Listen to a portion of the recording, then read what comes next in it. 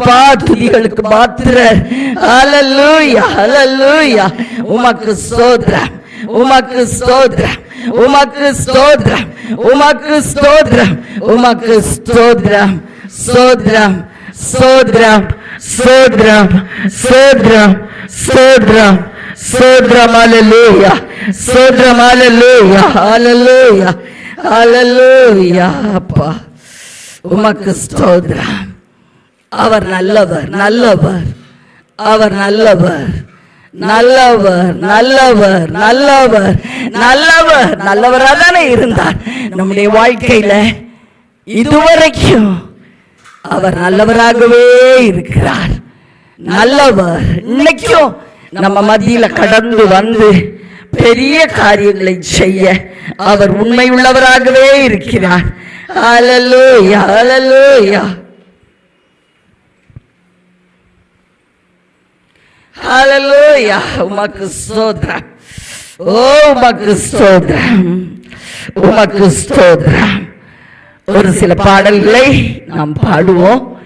ஆமாம், ஒருவேளை அது என்னுடைய பாடல்கள் தான் உங்களுக்கு ரொம்ப ஃபெமிலியரா இல்லாட்டாலும் கண்களை மூடி கரங்களை தட்டி ஆமா என்னோட சேர்ந்து பாடலாம். உமக்கு ஸ்தோத்திரம் உமக்கு ஸ்தோத்திரம் உமக்கு ஸ்தோத்திரம். ஒரு மாதிரி கிணத்துல நம்ம பேசுற மாதிரி இருக்கு. உமக்கு ஸ்தோத்திரம் உமக்கு ஸ்தோத்திரம் உமக்கு ஸ்தோத்திரம் உமக்கு ஸ்தோத்திரம் ஸ்தோத்திரம். ஹல்லேலூயா ஸ்தோத்திரம் ஸ்தோத்திரம். நாதா அப்பா உமக்கு ஸ்தோத்திரம் உமக்கு ஸ்தோத்திரம் உமக்கே ஸ்தோத்திரம். ஹல்லேலூயா ஹல்லேலூயா ஹல்லேலூயா ஹல்லேலூயா.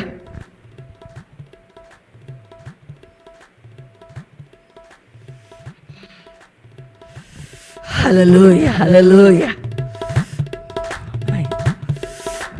ஹல்லேலூயா ஹல்லேலூயா. எல்லாரும் அவரை நோக்கி பார்ப்போம், கர்த்தரை நோக்கி பார்ப்போம். ஹல்லேலூயா ஹல்லேலூயா ஹல்லேலூயா ஹல்லேலூயா ஹல்லேலூயா ஹல்லேலூயா ஹல்லேலூயா. அப்பா உமக்கு ஸ்தோத்திரம். ஹல்லேலூயா ஹல்லேலூயா. அப்பா உமக்கு ஸ்தோத்திரம் உமக்கு ஸ்தோத்திரம். அப்பா ஸ்தோத்தரிக்கிறோம் ஸ்தோத்தரிக்கிறோம். கண்கள் மூடி இருக்கட்டும். ஏன்னா இன்னைக்கு பரிசுத்தமான ஓய்வு நாள். பரிசுத்தமான ஓய்வு நாள். இது கர்த்தருக்குரிய நாள். அவரை தவிர வேற எந்த சிந்தையும் வேண்டாம். அவரை எண்ண எண்ண துதிக்க துதிக்க பாட பாட புகழ புகழ நமக்கெல்லாம் ஆனந்தம். பிரியமானவர்களே உமக்கு ஸ்தோத்திரம். இயேசு நல்லவர் நல்லவர் நல்லவர் நல்லவர் நல்லவர் நல்லவர் நல்லவர். அப்பா அப்பா உமக்கு ஸ்தோத்திரம் உமக்கு ஸ்தோத்திரம். கஷ்டமெல்லாம் மாற்றிடுவார். கஷ்டமெல்லாம் மாற்றி போட்டுருவாருங்க அவர் ஆராதிக்கும் போது துதிக்கும் போது. ஆமென். உண்மையிலே என்னுடைய சரீரம் அவ்வளவு ஒரு பலகீனம். ஏன்னா அதிகமான வேலை, என் வயசுக்கு மிச்சமா நான் வேலை பார்த்துட்டு இருக்கேன். ஆனாலும் கூட ஒரு சின்ன வயது மாதிரி ஒரு எப்படி சொல்ல சரீர சுகத்தை அவர் கொடுத்து நடத்துறத பார்த்து எனக்கு ஆச்சரியமா இருக்கு. ஏன்னா எப்பவும் நான் அந்நிய பாஷையில பேசிட்டே இருப்பேன். நான் மற்றவங்கிட்ட பேசுறதை விட அதிகமா அருள்நாதரோடு என் ஆத்தும நேசரோடு பேசிக்கொண்டே இருப்பேன்.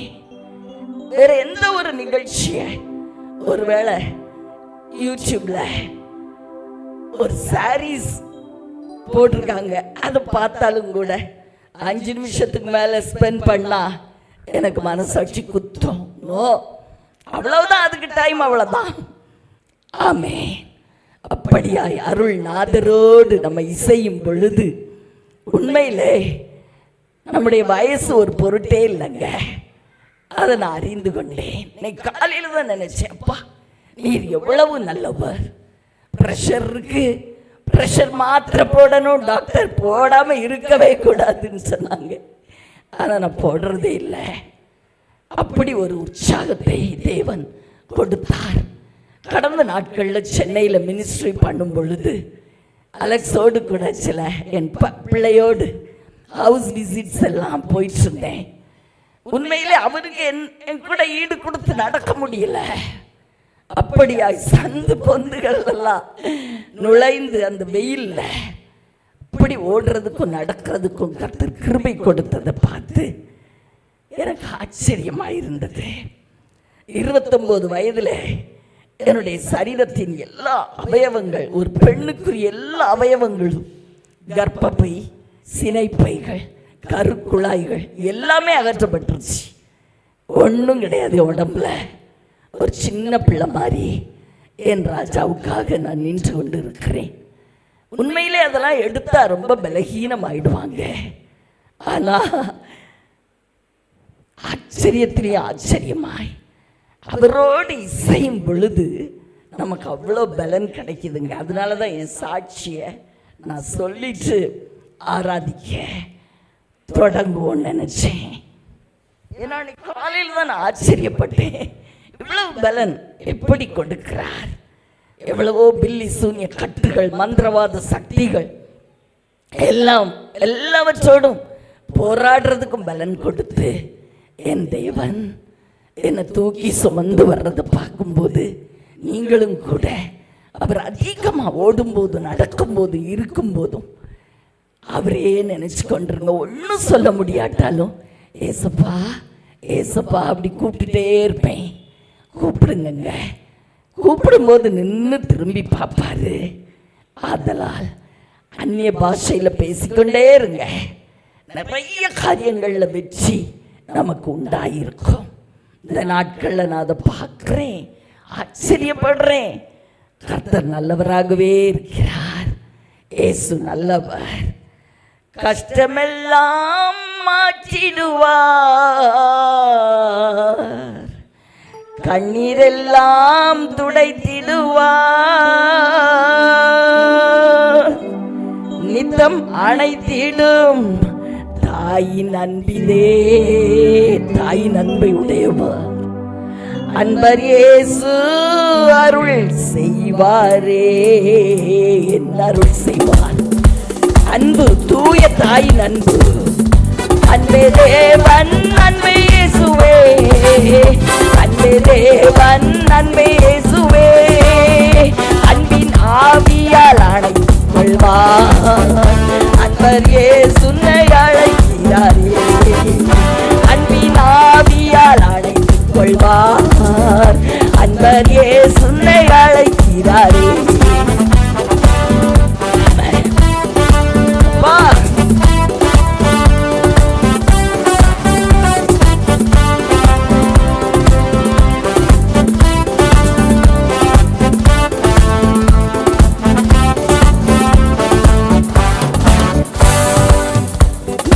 சுமந்து காத்திடுவார், தவறாமல் உணவளிப்பார். நித்தம் சுமந்து காத்திடுவார், தவறாமல் உணவளிப்பார்.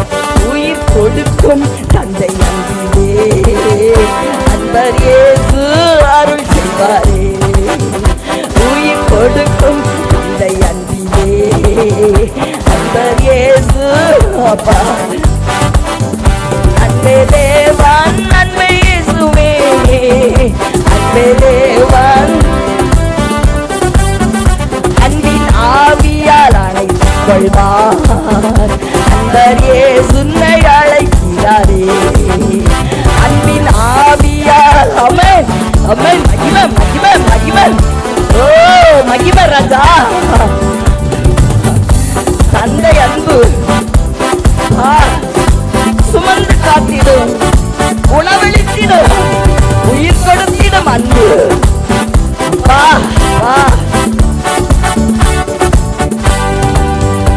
உயிரோடு கலந்திடுவார், உயிராக மணவாளன் அன்புவே அன்பர் இயேசு அமன் அமன் நேச மணவாளன் அவர்தான் நம்ப தகுந்தவர். ஓ அன்பர் இயேசு அருள் செய்வாரே அன்பே தேவன் அன்பே இயேசுவே அன்பே தேவன் அப்பா மகிமை அன்பின் ஆவியால் அழைத்துக் கொள்வார் அன்பர் இயேசுவை அழைக்கிறாரே அன்பின் ஆவியால் அழைத்துக் கொள்வார் அன்பர் இயேசுவை அழைக்கிறாரே.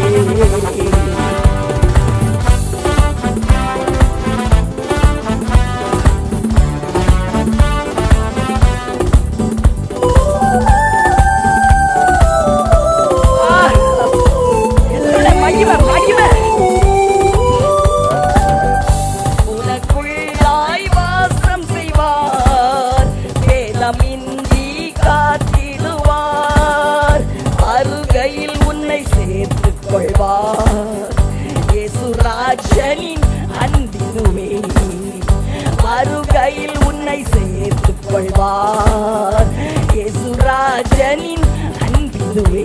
எல்லாரும் வாயை திறந்து இந்த 2 லைன் மட்டும் அன்பே தேவன் அன்பே இயேசுவே அன்பே தேவன் அன்பே இயேசுவே அன்பின் ஆவியால் அப்பா மகிமை ராஜா அன்பர் இயேசுவை அழைக்கிறாரே அன்பின் ஆவியால் அப்பா அன்பு ஓ விலை மதிப்பில்லாத அவருடைய அன்பு ரீஷால வந்தா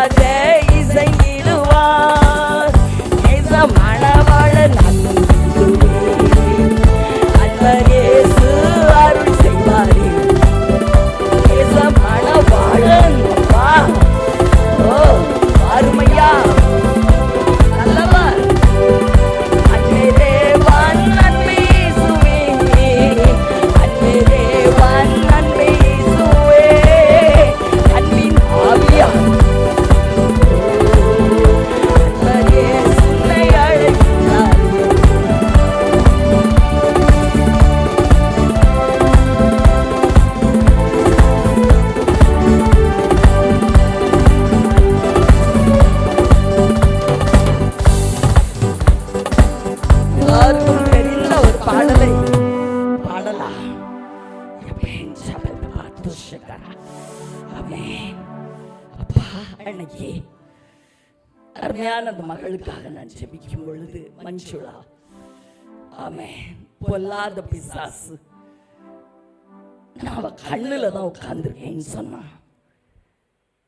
நான் உடனே சொன்னேன், அருள்நாதருடைய 7 கண்களும் இந்த மகமேல இறங்கி வருகிறதுன்னு சொன்னேன்.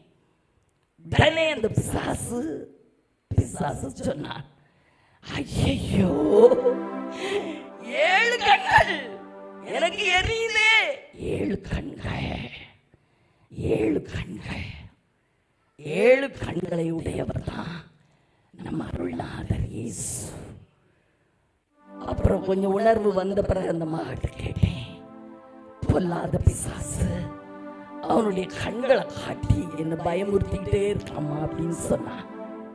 பிரியமானவர்களே, நான் சொன்னேன், இன்னைக்கு முதற்கொண்டு அந்த கண்ணை நீ பார்க்க மாட்டேன். அருள்நாதருடைய முள்முடி காட்சி, அந்த முள்முடியதான் நீ பாப்ப. ஐயோ, எத்துணை பேரானந்தம். பிரியமானவர்களே, அவரை தரிசிக்கிறது அது பேரானந்தம். பேரானந்தம் இந்த உலகம் முழுவதையும் ஒரு பக்கம் வச்சாலும் என் அருள்நாதரை பார்க்கிற அந்த அனுபவத்தை இன்னொரு பக்கம் வச்சா எதை தெரிஞ்சுக்கிடுவீங்க? நீங்களும் அப்படித்தான். அவர் பார்த்தாலே போதும், அவருடைய பிரசன்னம் நம்முடைய வாழ்வை செழிப்பாய் மாற்றும், ஆசீர்வாதமாய் மாற்றும், பிரச்சனைகளை மாற்றி போடும். பிரியமானவர்களே, நான் சொன்னேன், அவட்ட சொல்லி அனுப்புறேன்.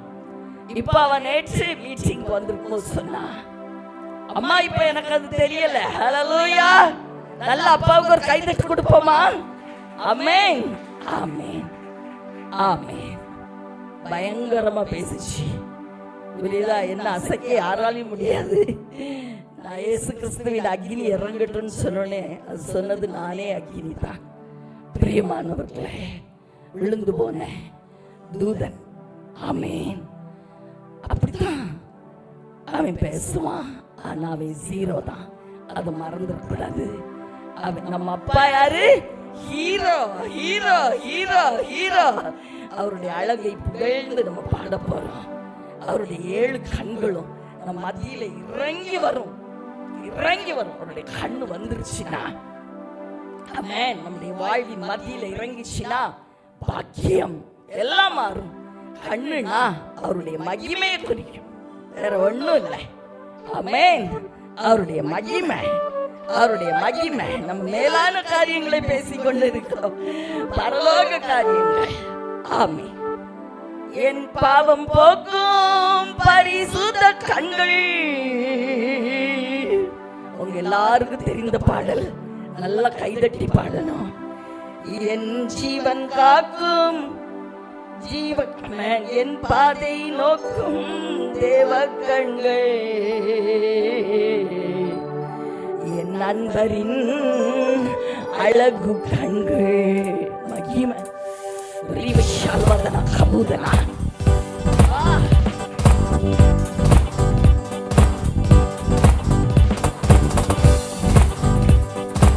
என்ன அழகு இயேசுவின் கண்கள், என்ன அழகு இயேசுவின் கண்கள், அக்கினிமயமான அழகு கண்கள், என்னை உற்று நோக்கி ஆழமறியும் கண்கள், அக்கினிமயம்.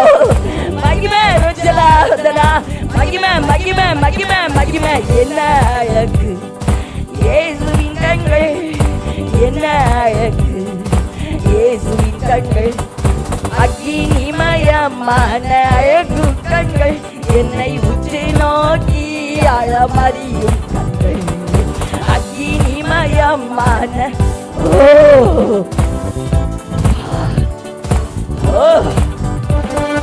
ஏழு கண்களை உடையவா நம் மத்தியிலே வந்திருக்கிறார், வெள்ளக்குதிரையில வந்திருக்கிறார். மகிமையான காட்சி, மங்காத பிரகாசம், நித்திய வெளிச்சம், ஜீவ ஒளி, வான மன்னா,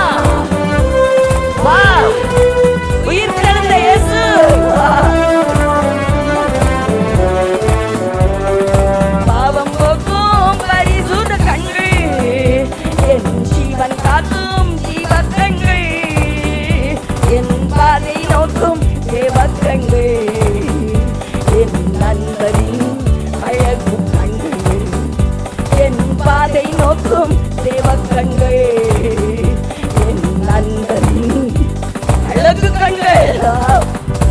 என்ன அழகு இயேசுவின் கண்கள், என்ன அழகு இயேசுவின் கண்கள். அக்கினிமயமான அழகு கண்கள், என்னை உற்று நோக்கி அழமறியும் கண்கள். அக்கினிமயமான என்னை உற்று நோக்கி அழமறியும் கண்கள், என்ன அழகு இயேசுவின் கண்கள். மகிமை மகிமை மகிமை.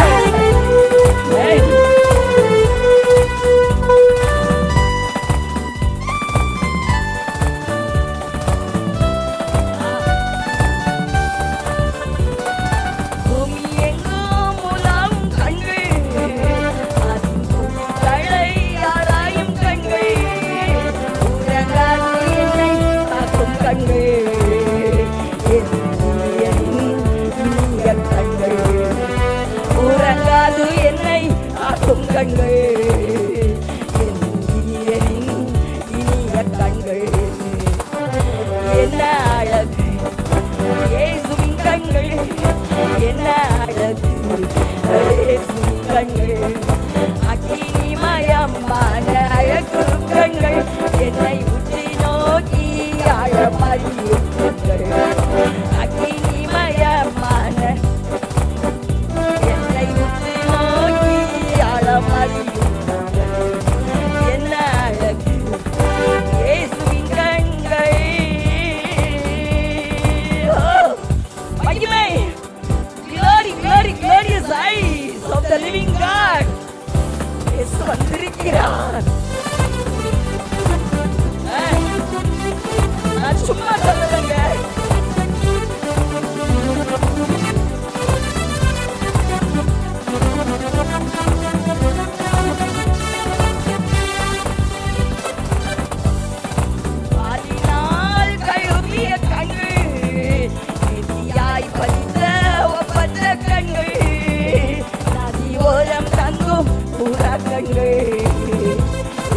ராஜாவின் ராஜ கண்கள், நதி ஓரம் தங்கும் புறா கண்கள், என் ராஜாவின் ராஜ கண்கள், என்ன அழகு இயேசுவின் கண்கள், என்ன அழகு இயேசுவின் கண்கள். அக்கினிமயமான அழகு கண்கள், என்னை மகிமை மகிமை மகிமை ராஜா. Fire eyes, the fire fire, the fire fire fire.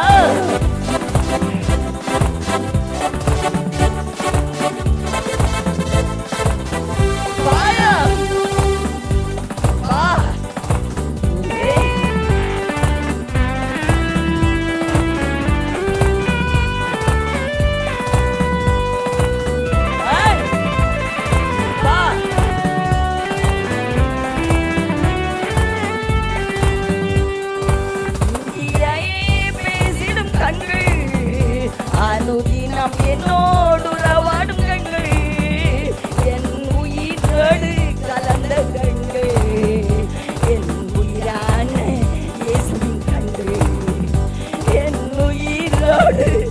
அப்பா அப்பா அப்பா மகிமை, ஓ மகிமை மகிமை மகிமை மகிமை.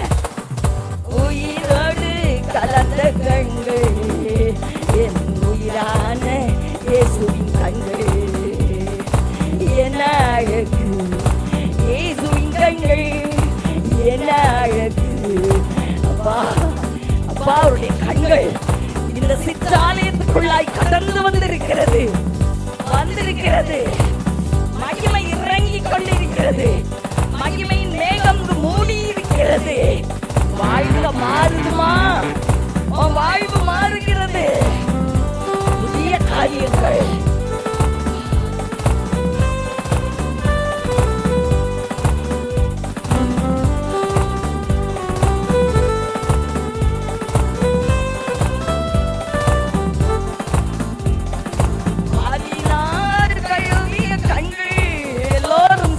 பாடலாமா?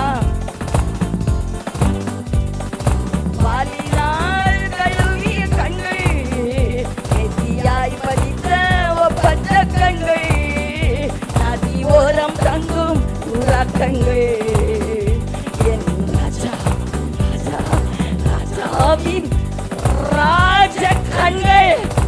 ஓஹோ என்ன அழகு இயேசுவின் கண்கள், என்ன அழகு இயேசுவின் கண்கள். அக்கினிமயமான பொல்லாத பிசாசே குடும்பங்களை விட்டு வெளியே வாடா. இயேசுவின் நாமத்தில் நான் சொன்னதுதான்.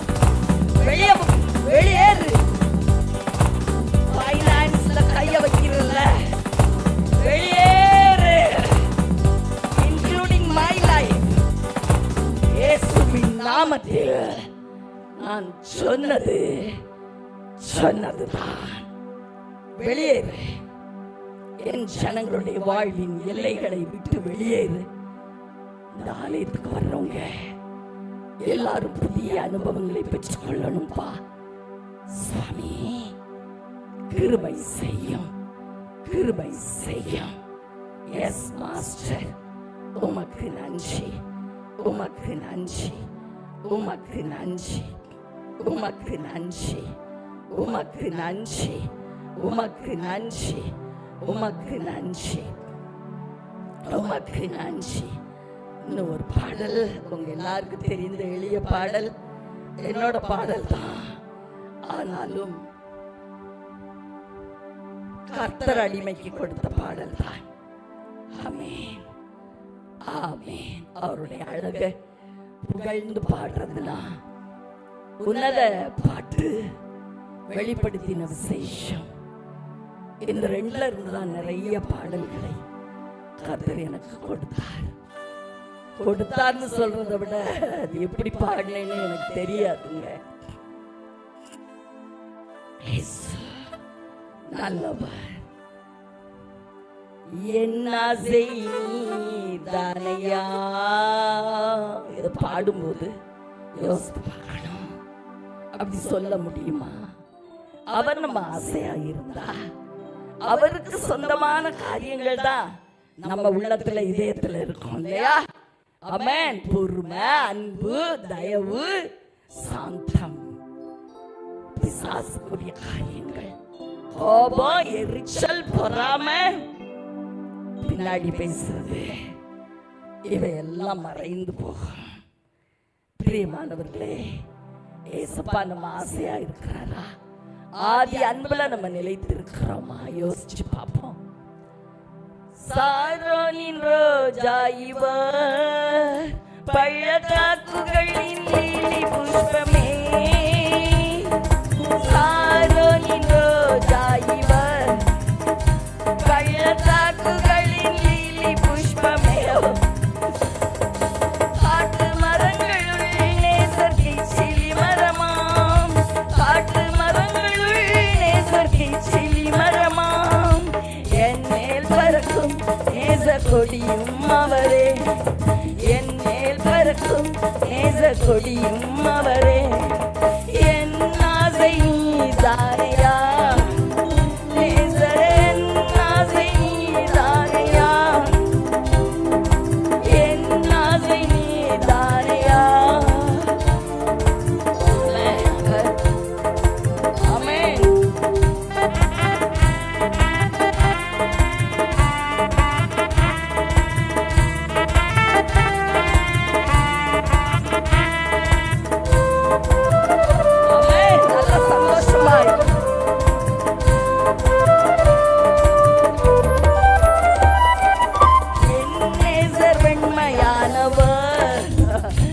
அவர் 10,000 பேரில் சிறந்தவர்.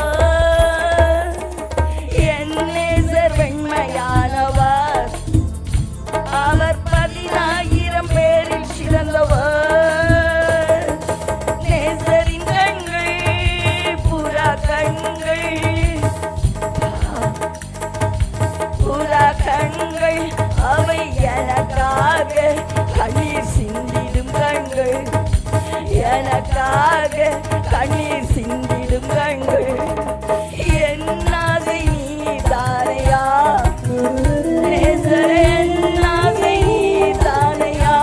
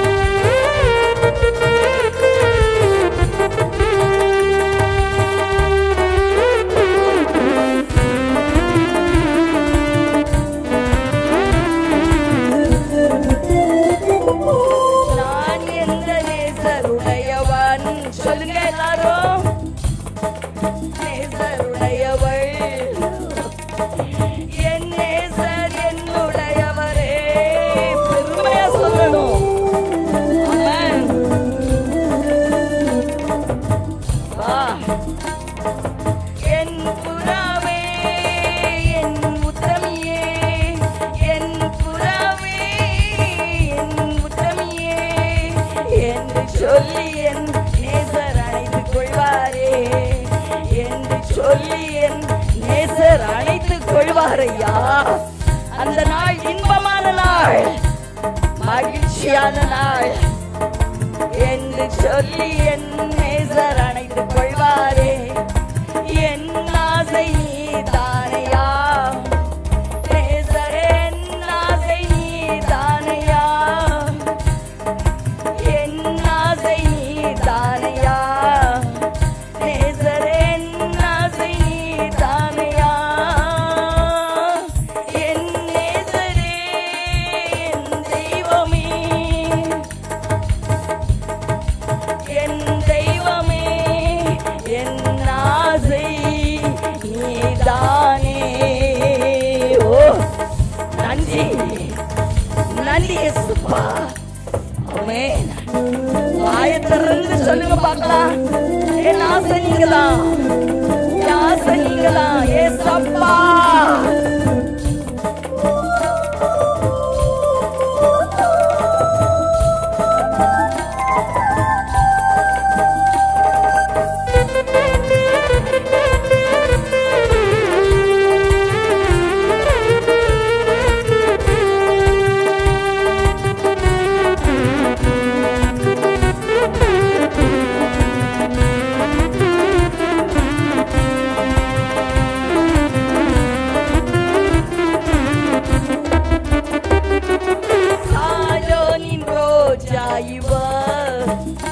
பள்ளத்தாக்குகளின் லீலி புஷ்பமே.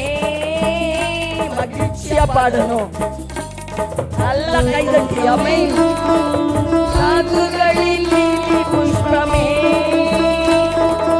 காட்டு மரங்கள் நேசர் கிச்சிலி மரமாம், காட்டு மரங்கள் நேசர் கிச்சிலி மரமாம். என் மேல் பறக்கும் நேச கொடியும் அவரே.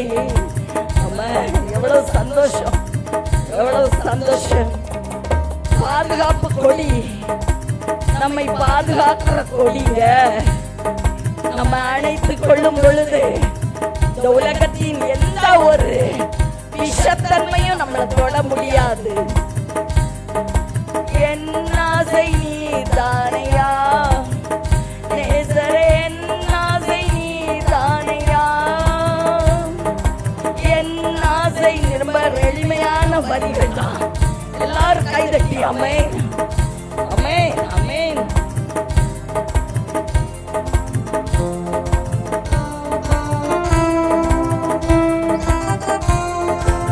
என் தெய்வமே, என் ஆசை நீதானே, என் ஆசை நீதானே, என் ஆசை நீதானே, என் ஆசை. ஹலோ ஷாதரா.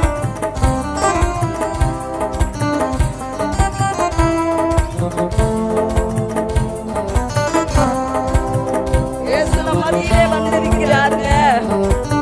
ஏசப்பா, உம்முடைய மகிமையான பிரசன்னம், அவருடைய பிரசன்னத்தை வாஞ்சிக்கிறவங்க இந்த இடத்துக்கு கட்டாயம் வருவாங்க. ஆமென்.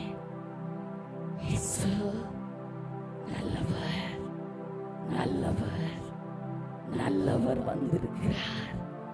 மகிமை. நம்ம எல்லோரும் எழுந்து நின்று ஆமென். ஹல்லேலூயா, ஹல்லேலூயா, ஹல்லேலூயா, ஹல்லேலூயா.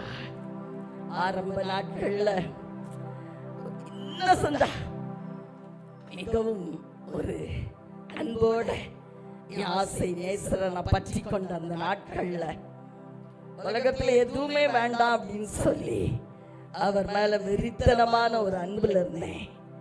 அந்த நாட்கள்ல தான் இந்த பாடலையும் கூட பாட கர்த்தர் கிருபை செய்தார். ஆமென், ஆமென். தூத சேனையோடு என் அனுபவத்தை தான் நான் பாடுனேன். என் ஜபவேளையில் ஆவியில் களி கூர்ந்து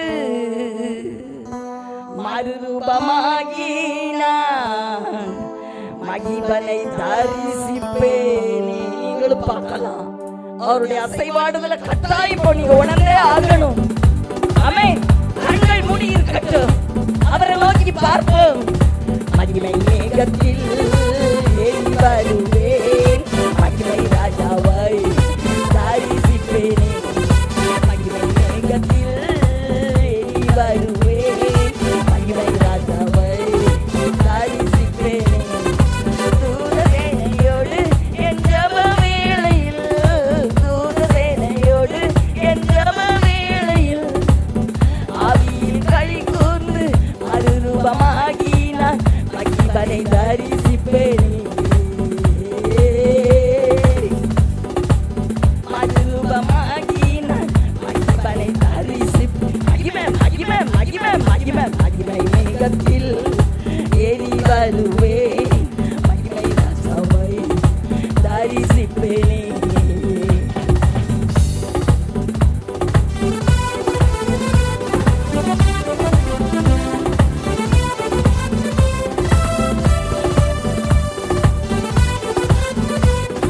முச்சடியின் மத்தியில மோசேயை சந்தித்த மகிமையை புகழ்ந்து பாடுவோம். ஆமென். அதே மகிமை நம் மத்தியிலே இன்னைக்கு கடந்து வந்திருக்கிறது.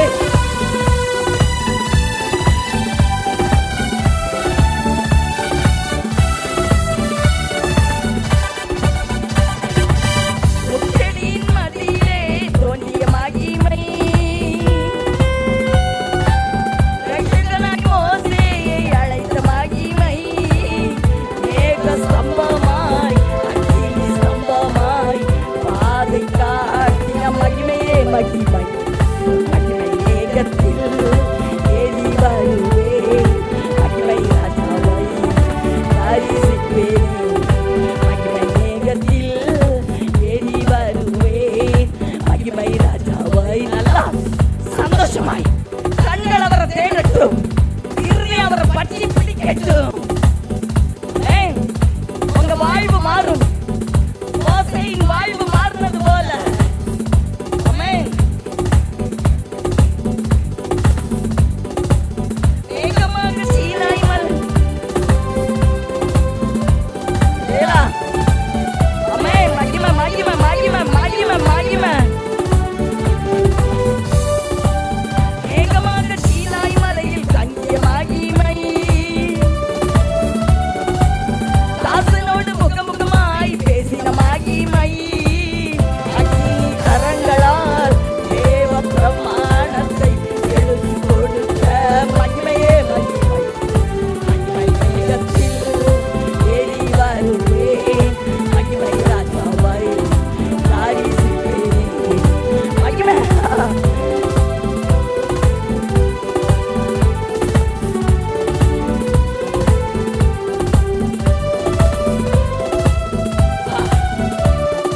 தூதசேனையோடு என் ஜெப வேளையில் ஆவியில் களி கூர்ந்து மறுரூபமாகி நான் மகிமனை தரிசிப்பேனே. என் ஜனங்களுடைய வாழ்வு மாறட்டும் ஐயா. ஐயா, அப்பா.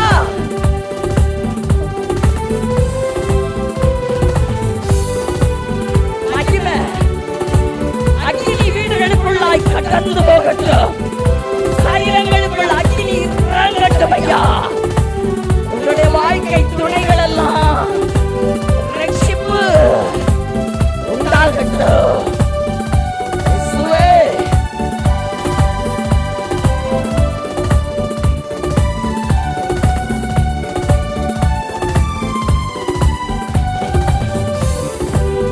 ஆசரிப்பு கூடாரத்தை மூடின மகிமை, கூடார வாசலிலே பேசின மகிமை, கிருபாசனம் மீதினில் கேருபீன்கள் நடுவில் மோசேயோடு உறவாடின மகிமையே மகிமை. மகிமை மேகத்தில் ஏறி வருவேன், மகிமை ராஜாவை தரிசிப்பேனே. மகிமை மேகத்தில் ஏறி வருவேன். அப்பா, ஓ தரிசிப்பேன். அவர் வந்திருக்கிறார், உன் வாழ்வை மாற்றம் பண்ணி வந்திருக்கிறார். உங்க வீடுகளுக்குள்ளெல்லாம் அக்கினி இறங்கி கொண்டிருக்கிறது. பெற்றுக்கொள், விடுதலையை பெற்றுக்கொள். புதிய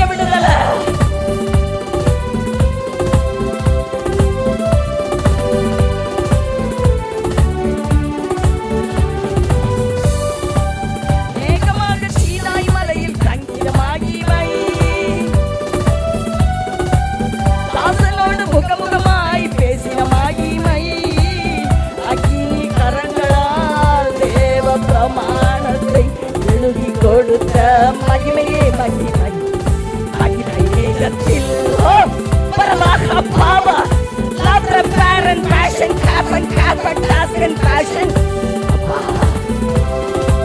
ஏறி வருவே மகிமை ராஜாவை காரிசிப்பேனே என்ன அழகு ஏசுவின் கண்கள் என்ன அழகு ஏசுவின் கண்கள்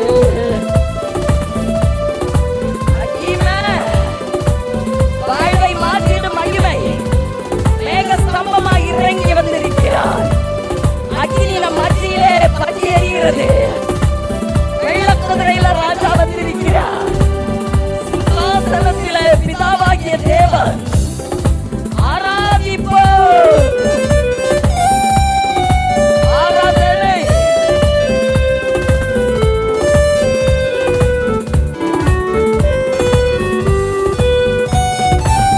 ஆசரிப்பு கூடாரத்தை மூடின மகிமை கூடார வாசலிலே பேசின மகிமை சுவாசனம் கேருமீன்கள் முதலையோடு உறவாடின மகிமையே மகிமை மகிமை மேகத்தில் ஏறி வருவே வா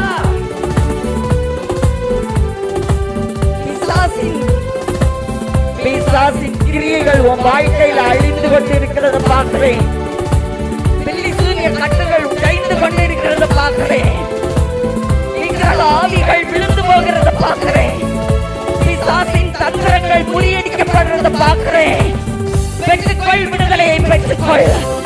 விசேஷமாய் பொருளாதாரங்கள்ல இந்த நாட்கள்ல கர்த்தர் கிரியை செய்வேன் என்று சொல்லுகிறார்.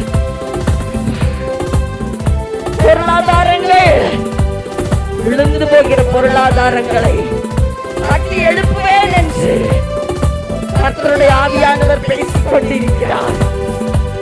இழந்து போனதை பெற்றுக் கொள்ளுவாய். பிசாசு விழுங்கி போட்டதை கட்டி போடுவார்.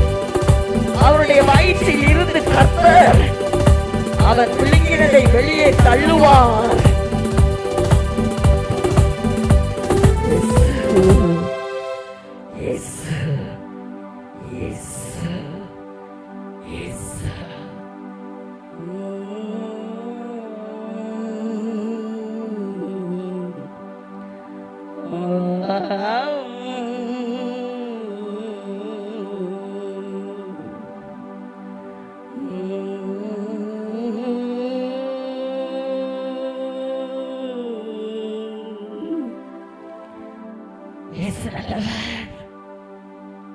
உங்களுடைய வாழ்க்கையில இன்னைக்கு அவர் செய்கிற காரியம் என்னன்னா, பிசாசின் சதி திட்டங்கள் முறியடிக்கப்படுறத பார்க்கிறேன். அவன் சரிந்து விடுறத பார்க்கிறேன். இயேசு ஜெயம் எடுக்கிறத பார்க்கிறேன். நல்ல கரங்களை தட்டி ராஜாவுக்கு மகிமை. அவனுடைய ஆதிக்கம் இனி வாழ்க்கையில இல்ல இல்ல இல்ல. இயேசு கல்வாரி சிலுவையில சம்பாதித்த எல்லா ஆசீர்வாதங்களையும் சபையின் மேல் வைத்து இயேசுவின் நாமத்தில் இவர்களை விடுதலையாக்கி ஆசீர்வதித்து ஜெபிக்கிறேன் நல்ல பிதாவே. ஆமென்.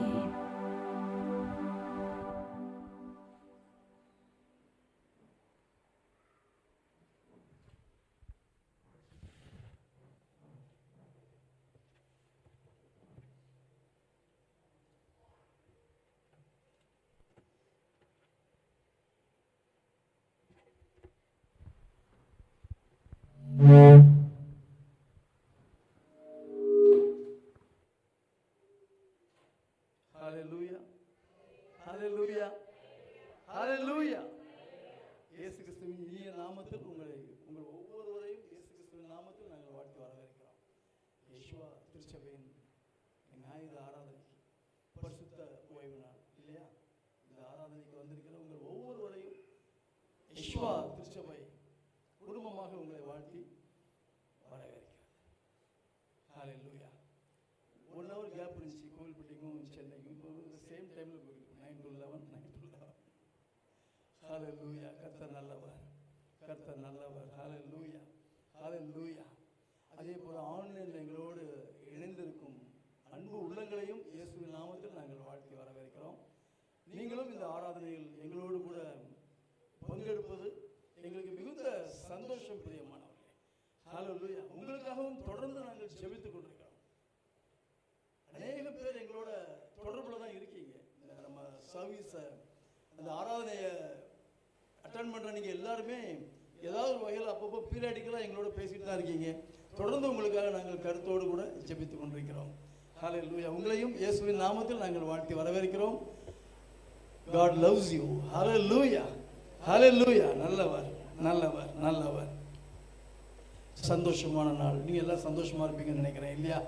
ஆமாம், எங்களுக்கு உண்மையிலே சந்தோஷம் தான் உங்களை பார்க்குற. இந்த வாரத்துக்கு ஒரு நாளைக்கு ஞாயிற்றுக்கிழமை வர்றது எங்களுக்கு ஒரு சந்தோஷம். எங்களுக்கு எல்லாரும் ஒரு it's a family. Church it's a family. சரியா? ஒரு ஃபெலோஷிப், கர்த்தருக்குள்ள ஒரு ஐக்கியம். சரியா? ஆமாம், நம்ம ஒருவரை நம்ம தேர்ச்சிக் கொள்கிறோம், ஒருவரை நம்ம என்கரேஜ் பண்ணி கொள்கிறோம், உற்சாகப்படுத்திக் கொள்கிறோம். அதான் இந்த கர்த்தர் கொடுத்த ஒரு பெரிய ஸ்லாக்கியம். நமக்கு அந்த ஃபெலோஷிப் ரொம்ப முக்கியம் நமக்கு.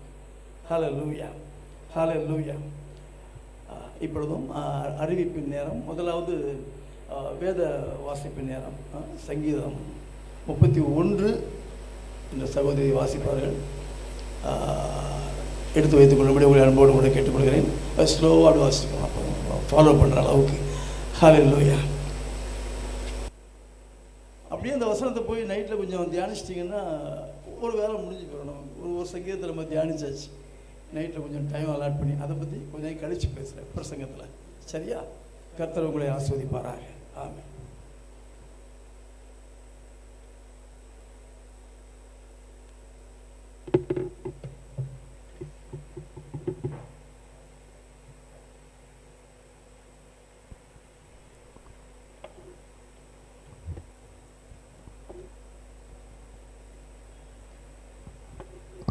வாசிக்கும்படியாக குறிக்கப்பட்ட வேத பாடகம் சங்கீதம் 31.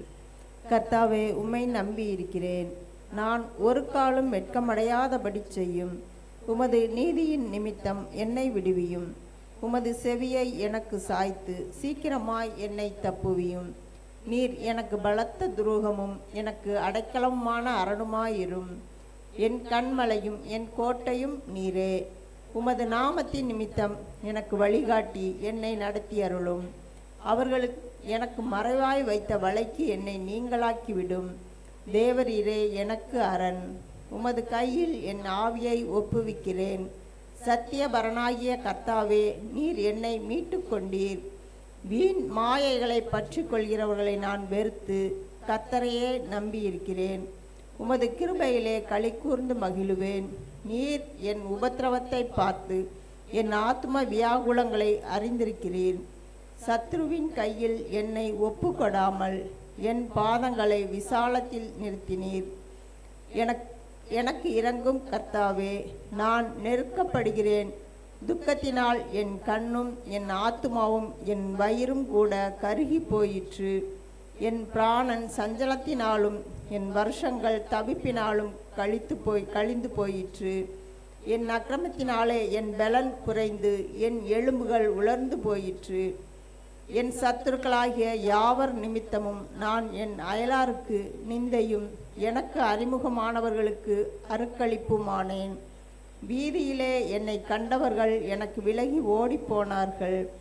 செத்தவனைப் போல எல்லாராலும் முழுவதும் மறக்கப்பட்டேன். உடைந்த பாத்திரத்தை போலானேன். அநேகர் சொல்லும் அவதூறை கேட்டேன். எனக்கு விரோதமாக அவர்கள் ஏகமாய் ஆலோசனை பண்ணுகிறதினால் திகில் என்னை சூழ்ந்து கொண்டது. என் பிராணனை வாங்க தேடுகிறார்கள். நானோ கர்த்தாவே, உம்மை நம்பி இருக்கிறேன். நீரே என் தேவன் என்று சொன்னேன். என் காலங்கள் உமது கரத்தில் இருக்கிறது. என் சத்துருக்களின் கைக்கும் என்னை துன்பப்படுத்துகிறவர்களின் கைக்கும் என்னை தப்புவியும். நீர் உமது முகத்தை உமது ஊழியக்காரர் மேல் பிரகாசிக்க பண்ணி உமது கிருபையினாலே என்னை இரட்சியும். கர்த்தாவே, உம்மை நோக்கி கூப்பிட்டேன். நான் வெட்கப்பட்டு போகாதபடி செய்யும். துன்மார்க்கர் வெட்கப்பட்டு பாதாளத்திலே மௌனமாய் இருக்கட்டும். நீதிமான்களுக்கு விரோதமாய் பெருமையோடும் இகழ்ச்சியோடும் கடினமாய் பேசுகிற பொய் உதடுகள் கட்டப்பட்டு போவதாக. உமக்கு பயந்தவர்களுக்கும் மனு புத்திரருக்கு முன்பாக உம்மை நம்புகிறவர்களுக்கும் நீர் உண்டு பண்ணி வைத்திருக்கிற உம்முடைய நன்மை எவ்வளவு பெரிதாய் இருக்கிறது. மனுஷருடைய அலங்காரத்துக்கு அவர்களை உமது சமூகத்தின் மறைவிலே மறைத்து நாவுகளின் சண்டைக்கு அவர்களை விலக்கி உமது கூடாரத்திலே ஒளித்து வைத்து காப்பாற்றுகிறீர். கர்த்தர் அரணான நகரத்தில் எனக்கு தமது கிருபையை அதிசயமாய் விளங்க பண்ணினபடியால் அவருக்கு சோத்திரம். உம்முடைய கண்களுக்கு முன்பாக இராதபடி வெட்டுண்டேன் என்று நான் என் மன கலக்கத்திலே சொன்னேன். ஆனாலும் நான் உம்மை நோக்கி கூப்பிட்ட போது என் விண்ணப்பத்தின் சத்தத்தை கேட்டீர். கர்த்தருடைய பரிசுத்தவான்களே, நீங்கள் எல்லோரும் அவரில் அன்பு கூறுங்கள். உண்மையானவனை கர்த்தர் தற்காத்து இடும்பு செய்கிறவனுக்கு பூரணமாய் பதிலளிப்பார். கர்த்தருக்கு காத்திருக்கிறவர்களே, நீங்கள் எல்லோரும் திடமனதாயிருங்கள். அவர் உங்கள் இருதயத்தை ஸ்திரப்படுத்துவார். வாசிக்கும்படியாக குறிக்கப்பட்ட வேத பாடம் வாசித்தாயிற்று. தேவனே உமக்கு மகிமை உண்டாகும்.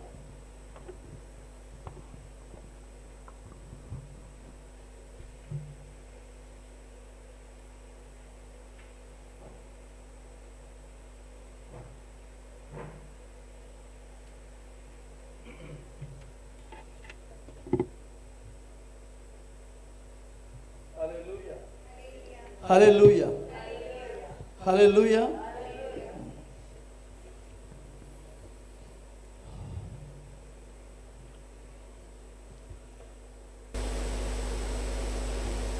வருகிற வாரத்தில் ஏதாவது ஒரு வாரம் ஃபாஸ்டிங் ப்ரேயர் பிகின் பண்ணுற மாதிரி நம்ம பிளான் பண்ணியிருக்கிறோம். அதை பற்றி கொஞ்சம் டீட்டெயிலாக அடுத்த வாரம் நான் பேசுகிறேன் உங்கள்கிட்ட. ஃபஸ்ட்டு ஃபாஸ்டிங் ப்ரேயர் ப்ரப்போஸ் பண்ணுறது ஃப்ரைடே, ஒரு ஃப்ரைடே முதல்ல ஆரம்பிக்கும் போது மாதத்தில் ஒரு ஃப்ரைடே முதல்ல ஃபாஸ்டிங் ப்ரேயர் நம்ம நடத்துவோம். சரியா? நம்ம எல்லாம் வந்து நம்ம சின்ன சபையாக இருக்கிறோம், புது சபை. அப்படி போக போக அது ஒரு வாரம், 2 வாரம், ஒரு 2 வாரம், 3 வாரம், அப்படி ஒரு மாதம் ஃபுல்லாக வெள்ளிக்கிழமை இந்த டைமிங் எல்லாத்தையுமே குறித்து நான் அடுத்த வாரத்தில் நான் உங்கள்கிட்ட பேசுகிறேன். நான் வேறு யாருக்காவது பிறந்த நாள், வெட்டிங் அனிவர்சரி, திருமண நாள் எதுவும் இந்த வாரத்தில் வருதா? யாருக்காவது இருந்தால் சொல்லுங்கள், வெக்கப்பட வேண்டாம். மெசேஜ் கொடுங்க, ஃபோன்லேயே பேசுங்க. ஜெபிப்பதற்காக தான் கேட்குறேன்.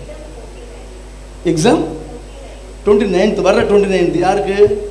பாப்பாவுக்கு, கார்டியோலஜி படிக்கிறவளுக்கு. சரி. நிவேதா. சரி, 29 எக்ஸாம் தொடங்குது இல்லையா? அதுக்காக நம்ம ஜபிக்கணும்.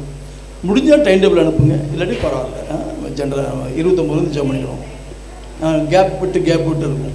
அந்த டேட்ஸை மட்டும் அனுப்பினா பிரயோஜனமாக இருக்கும். அந்தந்த டேட்ஸில் ஜெபம் பண்ணிடலாம். ஹல்லேலூயா. வேறு எதுவும் எக்ஸாம் யார் எழுதுகிறாங்களா? இல்லை எதுவும் காம்படிட்டிவ் எக்ஸாம்ஸு, இன்டர்வியூ எதாக இருந்தாலும், ஏதாவது ஒரு அசைன்மெண்ட், பல காரியங்களுக்காகவும் ஜெபித்து கொண்டிருக்கிறோம். ஒரு பிரேக் த்ரூ வேணும். சரியா? ஆமாம், தம்பியுடைய விஷயத்துக்கு தொடர்ந்து ஜெபம் பண்ணிட்டு இருக்கோம். உங்களோட எனக்கு அதிக பாரமாக இருக்குது. நிறையா பேருடைய விண்ணப்பங்கள் உண்டு இருதயத்தில். சரியா? கர்த்தர் நமக்கு உதவி செய்வார். சரியா? அதை குறித்து தான் இன்றைக்கி செய்தி. நம்ம என்ன செய்யணுங்கிறத குறித்து இன்றைக்கி செய்தி. நம்ம அப்புறம் எலெக்ஷன் இருக்குல்ல, ஞாபகம் இருக்கா? 19th அடுத்த ஃப்ரைடே, வர்ற ஃப்ரைடே எலெக்ஷன். எப்படியாவது போட்டு போடணும் போய் எல்லாரும். சரியா? அதுக்கு நீங்கள் உங்களை ஆயத்தப்படுத்திக்கோங்க, ஜெபம் பண்ணிக்கோங்க அதுக்கு முன்னாடி. ஆமாம், எங்களுக்கு ஒத்தாசை செய்யுங்கப்பா, சகாயம் பண்ணுங்கள், நல்ல லீடர்ஸை கொடுங்க, நல்ல கவர்மெண்ட்டை கொடுங்க. கவர்மெண்ட் நல்லா இருந்தால் தான் நம்ம சந்தோஷமாக இருக்க முடியும். அப்படி தானே அட்வொகேட் பிரதர்? கவர்மெண்ட் சார் நல்லா இருந்தால் தான் நம்ம சந்தோஷமாக இருக்க முடியும். இல்லாட்டி என்னாலும் பயந்தே தான் வாழ வேண்டியிருக்கும். ஹல்லேலூயா.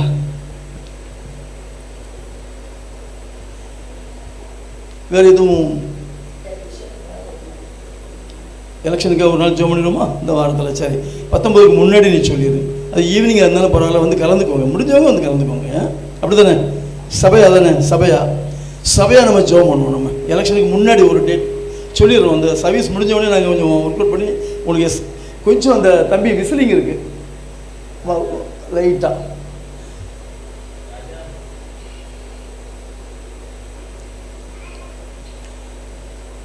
சரியா? அந்த நம்ம எலெக்ஷனுக்காக நம்ம ஒரு ஈவினிங்காக ஒரு மார்னிங்காக எப்படி பார்த்துக்கலாம், நம்ம கொஞ்சம் பேசுவோம். தம்பி கொஞ்சம் சொல்லுங்கள் அதை குறித்து. கொஞ்சம் சபை மட்டும் இல்லை, கொஞ்சம் ஜென்ரலாக கொஞ்சம் எக்ஸ்பேண்ட் பண்ணி கூட நம்ம செய்யலாம். இன்னும் பீப்புள்ஸ் அடிஷ்னலாக வந்தால் கூட பரவாயில்ல.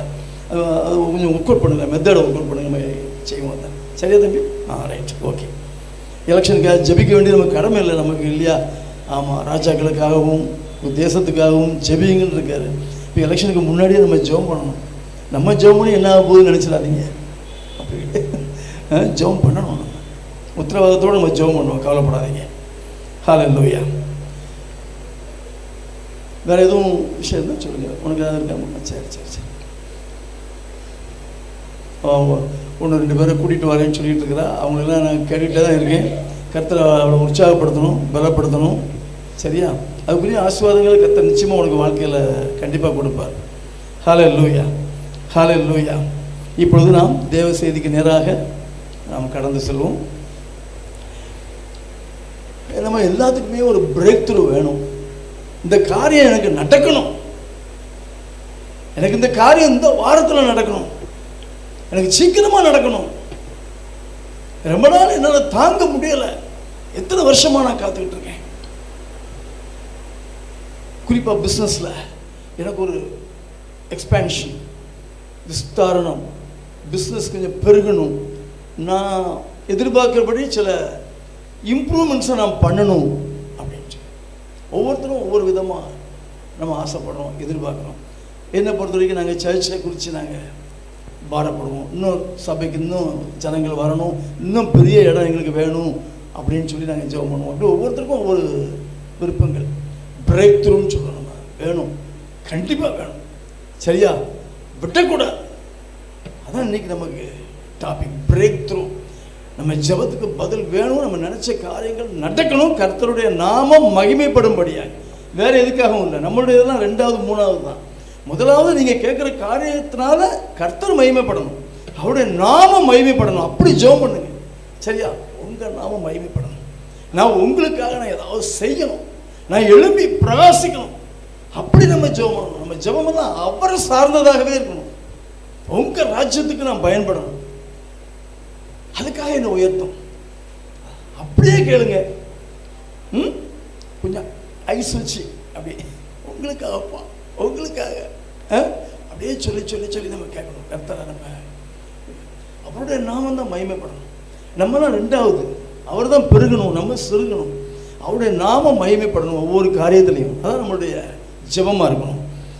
நம்ம யோசிக்கிறோம், நம்ம ஜெபம் பண்ணுறோம், நான் நினச்ச காரியம் எனக்கு நடக்கலை, சீக்கிரமாக கைகூடி வரட்டும், தாங்க முடியல எனக்கு, நம்ம சொல்கிறோம், வேதனைப்படுறோம். அட்லீஸ்ட் நம்ம பேசாட்டியும் இருதயத்திலே நினைக்கிறோம். நிறைய காரியங்கள் நம்ம நல்லா செய்கிறோம். கிறிஸ்டியன்ஸ் நம்ம ஜெபம் பண்ணுறோம். கேட்டுக்கோங்க, ஜெபம் பண்ணுறீங்க எல்லோரும், நல்லா தெரியும் எனக்கு. வேதம் வாசிக்கிறீங்க, துதிக்கிறீங்க, ஆராதிக்கிறீங்க, ஃபாஸ்டிங் இருந்து ஜெபம் பண்ணுறீங்க, எல்லாம் ரைட். ஒரு காரியத்தை நம்ம அதிகமாக நெக்லெக்ட் பண்ணுறோம். சரியா? அதை குறித்து தான் நீ கர்த்தர் நம்மோடு பேச விரும்புகிறார். ஒரு காரியத்தை அவங்க மனசில் வருதான்னு பார்த்துட்டே இருக்கேன். அதான் மறுபடியும் சொல்லிட்டே இருக்கேன். ஒரு என்னடா விட்டுட்டோம் அப்படி யோசிங்க. இப்படி சொல்கிறாரு பாஸ்டர், சொல்கிறார் இப்படி. ஒரு காரியத்தை குறித்து நம்ம கொஞ்சம் கவலையற்று இருக்கிறோம். ஒரு காரியத்தில் அது தெளிவாக என்னால் சொல்ல முடியும். எத்தனை பேரை பார்க்குறேன், பேசுகிறேன் நான். வேத தியானம், வேத தியானம், மெடிடேஷன். அதான் இன்னைக்கு ஸ்பிரிச்சுவல் மெடிடேஷன், கிறிஸ்டியன் மெடிடேஷன், வேத தியானம்.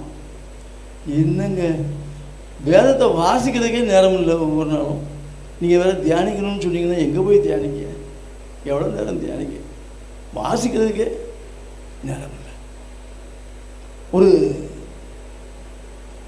யூத் மத்தியில் ஊழியம் பண்ண ஒரு சகோதரனை சில மாதங்களுக்கு முன்பாக பார்த்தேன். தம்பி, டெய்லி எவ்வளோ படிப்பீங்க, பைபிள் எவ்வளோ படிப்பீங்க? டெய்லி எப்படியும் ஒரு சாப்டர். எப்படி காணும் நமக்கு? டெய்லி ஒரு இட்லி போதுமா? சும்மா டெய்லி ஒரு இட்லி அதெல்லாம் ஈடுபடாது. வேதம் வாசிக்கிறது வேற, அது வந்து ரீடிங். சரியா? அடுத்தது லெவல் ஸ்டடியிங், கொஞ்சம் ஆழ்ந்து படிப்பது, ஸ்டடியிங். சரியா? முதல்ல ரீடிங், சும்மா வாசிக்கிட்டே போகிறது. ரீடிங்னா கொஞ்சம் ஆழ்ந்து நின்று நிறுத்தி நிதானமாக அறிந்து புரிந்து வேதத்தை படிப்பது. அதோடு நிற்கக்கூடாது. சரியா? ஃபோக்கஸிங். அடுத்து ஃபோக்கஸிங். உங்கள் அட்டென்ஷன் ஒரு பர்டிகுலர் டாபிக், பர்டிகுலர் சப்ஜெக்ட் அல்லது பர்டிகுலர் குறிக்கோள் மேலே இருக்கணும். நீங்கள் படிக்கும்போது சும்மா படிக்கிறது இல்லை, ஒரு நோக்கத்தோடு படிக்கணும். உங்கள் ஃபோக்கஸ் ஒரு காரியத்தின் மேலே அல்லது ஒரு சாப்டர் மேலே இருக்கணும். ஒரு பர்டிகுலர் டாபிக். உதாரணத்துக்கு குவாலிட்டிஸ் ஆஃப் காட், கர்த்தருடைய தன்மைகள், கர்த்தர் எப்படிப்பட்டவர் என்பதை அலசி ஆராயும்படியாய் உங்கள் வேத தியானம் இருக்கணும். இல்லை கர்த்தருடைய வல்லமை, அவருடைய அன்பு, அதை பற்றியதாக இருக்கணும். அதே போல் ஏன் ரெசரக்ஷன், ஏன் உயிர்த்தெழுதல் அப்படின்னு நீங்கள் நினைக்கலாம். அதுக்குரிய டாபிக் எடுத்து நீங்கள் மெடிடேட் பண்ணலாம். இப்படி பல டாபிக்ஸ் இருக்குது நீங்கள் மெடிடேட் பண்ணுறது. இப்போ பெரும்பாலும் பண்ணுறது எல்லாம் எப்படின்னா, ஒரு புக் எடுத்து படிப்பாங்க. ஜெனிசிஸ், ஆதியாகமம்னா அதை எடுத்து படிப்பாங்க. படிச்சுட்டு அப்படி தியானம் பண்ணிட்டே வருவாங்க பின்னாடியே. சரியா? எடுத்து படிப்பாங்க முதல்ல, அப்புறம் அந்த சாப்டர் அப்படியே தியானம் பண்ணுவாங்க. நீங்கள் காலையில் அல்லது மத்தியானம் படிக்கிறீங்கன்னு வச்சுக்கோங்க, அதே போர்ஷனை நைட்டில் நீங்கள் மெடிடேட் பண்ணிடணும். மெடிடேஷன். அதனால இன்றைக்கி வாசித்த சங்கீதத்தை வீட்டில் போய் மெடிடேட் பண்ணுங்கன்னு சொன்னால் அப்படி விட்டுறக்கூடாது. உங்கள் வாழ்க்கையில் பர்சனல் மெடிடேஷன் ரொம்ப அவசியம். நீங்கள் அதை புரிஞ்சுக்கோங்க. நீங்கள் மெடிடேட் பண்ணி ஜெபம் பண்ணிங்கன்னா காரியங்கள் வாய்க்கும், பிரேக் த்ரூ உண்டாகும். நீங்கள் எதிர்பார்த்து காத்திருக்கிற காரியங்கள் கைகூடி வரும் உறுதியாக. அதை செஞ்சு பாருங்கள், ப்ராக்டிஸ் பண்ண ஆரம்பிச்சிருங்க. ஏன்னா நான் கொஞ்சம் அதை அனுபவித்தேன் என் வாழ்க்கையில். அப்போ எனக்கு இவ்வளோ தூரம் எனக்கு டீச் பண்ணி அதை சொல்லி தரதுக்கு ஆள் இல்லை. ஆனால் ஆண்டவர் தான் அதை சொல்லி கொடுத்துருப்பாருன்னு நினைக்கிறேன். கொஞ்சம் ரொம்ப மெடிடேட் பண்ணுவேன். அப்படி மெடிடேட் பண்ணி தான் அந்த செய்தியை நான் கொண்டு வரேன் உங்களுக்கு. நான் அந்த மெடிடேஷனில் கிடைக்கிறது தான் எனக்கு செய்தி, வேறு ஒன்றும் இல்லை. என்னுடைய பர்சனல் மெடிடேஷனில் தான் அந்த செய்தி. இன்றைக்கி இதை கொடுப்போம் அப்படின்னு சொல்லி இந்த காரியத்தை குறித்து நான் தியானத்தை குறித்து தியானிச்சுக்கிட்டு இருக்கும்போது அப்படியே சண்டே சர்வீஸ்க்கு அதை நான் கொண்டு வந்துடுறேன். ஏன்னா உங்களுக்கும் அது பிரயோஜனமாக இருக்குமே அப்படின்னு. கர்த்தர் வாசிக்கும்படியாய் நமக்கு கொடுக்கப்பட்ட அந்த வசனம் தான் ஃபஸ்ட்டு டச் பண்ணிச்சேன். உமது கட்டளைகளை தியானித்து உமது வழிகளை கண்ணோக்குகிறேன். சங்கீதம் 119, 115. இந்த சங்கீதத்தை ஃபுல்லாக பல முறை வாசிங்க. வேதத்தை குறித்த பல ஆழ்ந்த சத்தியங்கள் உள்ளே இருக்கு. எப்போ டைம் கிடைச்சாலும் இந்த 119 சங்கீதத்தை அடிக்கடி வாசிங்க. முழுசுமாக வாசிச்சு அதை தியானிச்சுக்கிட்டே இருங்க. வேதம்னா என்ன, வேதத்தை ஏன் தியானிக்கணும், வேதத்தை தியானிப்பதனால் நமக்கு கிடைக்கும் நன்மைகள் என்னங்கிறதெல்லாம் அதில் நம்ம படிக்க முடியும். அந்த பக்தன் இந்த சங்கீதத்தை யார் எழுதினான்னு தெரியல. நிறைய பேர் தாவீதுன்னு சொல்கிறாங்க, பட் அது உறுதியாக நிரூபிக்கப்படலை. யார் எழுதினான்னு தெரியாது, அது முக்கியமில்லை. ஒரு பக்தன், ஒரு சங்கீதக்காரன், உமது கட்டளைகளை தியானித்து, உமது கட்டளைகளை வாசித்துன்னு போடல, உமது கட்டளைகளை தியானித்து உமது வழிகளை கண்ணோக்குகிறேன். இது ஆங்கிலத்தில் எப்படி இருக்குன்னா, சில பேருக்கு அது கொஞ்சம் யூஸ்ஃபுல்லாக இருக்கும், அதனால ஆங்கிலத்தை சொல்கிறேன். I will meditate on your precepts and fix my eyes on your ways. என்னன்னா, இப்போ நான் உங்களுக்கு விளக்கமாக சொல்கிறேன் பாருங்க. வேத வசனங்களை நீங்கள் தியானிக்கும் போது நீங்கள் வாழ வேண்டிய வழிகளை கர்த்தர் உங்களுக்கு காட்டுவார், பிரத்யட்சமாக காட்டுவார். நீங்கள் என்ன செய்யணும்னு உங்களுக்கு சொல்லிக் கொடுப்பார். வேதத்தை தியானிக்கும் போது அந்த காரியம் நடக்கும். அதுக்காக தான் தியானிக்க சொல்கிறேன். நல்லா பாருங்க, கட்டளைகளை தியானிக்கும் பொழுது கட்டளைகளை, அதாவது வேத வசனங்களை அப்படி வச்சு, கட்டளைகள் சாட்சிகள் போட்டிருக்கும் சில இடத்துல கற்பனைகள், சில இடத்துல வார்த்தைகள், வசனங்கள் அப்படி வந்திருக்கும். நீங்கள் வேத வசனங்களை தியானிக்கும் போது கர்த்தர் நீங்கள் செய்ய வேண்டிய வழிகள், நீங்கள் வாழ வேண்டிய முறைகளை உங்களுக்கு அவர் கற்றுக் கொடுப்பார், வெளிப்படுத்துவார். அதான் ஆச்சரியம். ரொம்ப அடிப்படை அந்த வசனத்தில் தெரிஞ்சுக்கோங்க. நம்ம நிறைய நேரங்களில் கன்ஃபியூஸ் ஆகும், என்ன செய்ய, அடுத்தது என்ன செய்ய முடியும், இந்த சூழ்நிலையில் நான் என்ன பண்ண முடியும், அப்படி தவிச்சுக்கிட்டு இருக்க இருக்கும்போது நீங்கள் என்ன செய்யணும்? டயத்தை வேஸ்ட் பண்ணாமல் நீங்கள் தியானிக்கணும். தியானிக்கிறத ஒரு டெய்லி ப்ராக்டிஸாக வச்சுக்கோங்க. டெய்லி ப்ராக்டிஸாக வச்சுக்கோங்க. அப்போ நமக்கு ஐடியாஸ், நீ இப்படி தான் செய்யணும், இந்த வழியில் போ, இப்படி தான் செய்யணும், உன் காரியம் வாய்க்கும் நடக்கும், இப்படி பண்ணுன்னு கத்த பிரத்யட்சமாக உங்களோட பேசுவார். வேறு யாரும் உங்களுக்கு சொல்லிக் கொடுக்க வேண்டிய அவசியமே இல்லை. அவர் பேசுவார். எப்போ? நீங்கள் தியானிக்கும் பொழுது. அதான் ஸ்பெஷல் டைம். அந்த மெடிடேஷன் டைமில் அவர் பேசுவார். ஈசாக்கு தியானம் பண்ணினார்னு பார்க்குறோம். வேதத்தில் முதல் எக்ஸாம்பிள் அவரை தான் சொல்லியிருக்கு. ஈசாக்கு 24வது அதிகாரத்தில் ஆதியாகமத்தில் பார்த்தீங்கன்னா தெரியும், எடுக்க வேண்டாம். அதில் அவர் மாலை நேரத்தில் அவர் வெளியில் போய் தியானம் பண்ணாராம். அவுட்டோரில் போயிட்டாராம். நம்ம ஊரில் அவுட்டோரில் எங்கே போக? அப்போ அந்த இடத்துல நிறையா கார்டன்ஸு, காடுகள் அப்படி இப்படி இருக்கும், நிறையா இருக்கும். சரியா? அந்த காலத்தில் ஆபிரகாம் ஈசாக்கு இருந்த காலத்தில். இப்போ எல்லா வீடுகளும் அதுமா பஸ்ஸு காருன்னு வந்துருச்சு. அதனால் அப்போ ஈசாக்கு வெளியில் போய் மெடிடேஷனுக்கு போவாராம். எங்கேயாவது கார்டனில் போய் உட்காந்து மெடிடேஷனுக்கு போவார் போல தெரியுது. Daily practice. அதே போல் தாவீது எடுத்துக்கோங்க. அவரும் கர்த்தருடைய சமூகத்தில் அமர்ந்துன்னு பல இடத்துல வரும். இந்த கர்த்தருடைய சமூகத்தில் அமர்ந்துன்னு வர்றதெல்லாம் அவர் தியானம் பண்ணது தான் குறிக்கும். அவரும் ஒரு தியான வீரன். அதனால தான் அவர் பெரிய வெற்றி வீரனாக அவர் வாழ்ந்தார். அவர் தாவீது வேற எந்த சீக்கிரட்டே இல்லை, ஃபுல் தியானம். ஆமாம், ஒரு ராஜாவுக்கு நேரம் இருந்துச்சு, நமக்கு நேரம் இல்லை. ராஜா அவர் பெரிய கிங் அவருக்கு நேரம் இருந்துச்சு தியானிக்கிறதுக்கு, நமக்கு நேரம் இல்லாமல் இருக்கு. நம்ம சாப்பிட்றோம்ல சாப்பாடு, இட்லி தோசை, அதெல்லாம் எங்கே போகுது? மெடிக்கல் எங்கே போகுது? நல்லா சொல்லு, பயப்படுற. எல்லாத்துக்கும் அதே தான். எல்லாம் எங்கே போகுது? வயிற்றுக்குள்ளே போகுது. சரியா? நீங்கள் வாசிக்கிற வசனம்லாம் எங்கே போகுது? இங்கே போகுது. வெளியே விடக்கூடாது. இங்கே வசனங்கள் உள்ள இருதயத்தினுடைய கெப்பாசிட்டி பயங்கரம். நீங்கள் பயப்படாதீங்க, இருதயம் இவ்வளோ தானே இருக்குது, கொஞ்சம் வசனங்கள் தானே உள்ளே பிடிக்கும். அதனால் நம்ம ரொம்ப படிக்க வேண்டாம்னு நினச்சி நீங்கள் இருதயத்துக்காக கவலைப்படாதீங்க. நீங்கள் எவ்வளோ படித்தாலும் அங்கே ஸ்டோர் ஆகும். நீங்கள் படிக்கிற வசனங்கள் எல்லாம் இருதயத்தில் ஸ்டோர் ஆகும். இங்கே ஸ்டோர் பண்ணிக்கிட்டு அதை தியானிச்சுக்கிட்டே இருக்கணும். எடுத்து ஒன்றா தியானிக்கணும். நீங்கள் அதுக்காகத்தான் இருதயம் கொடுக்கப்பட்டிருக்கு.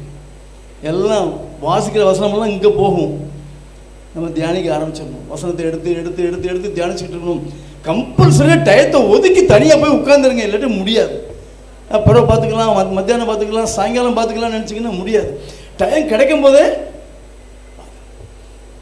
தியானம் பண்ணும்போது தான் கர்த்தர் உங்களுக்கு வழியை காட்டுவார். வழி கிடைக்கும். இல்லைன்னா திணறிக்கிட்டே இருப்போம், தடுமாறிக்கிட்டே இருப்போம், பயந்துக்கிட்டே இருப்போம். அவர் தெளிவாக வழியை காட்டணும்னா நம்ம தியானிக்கணும்.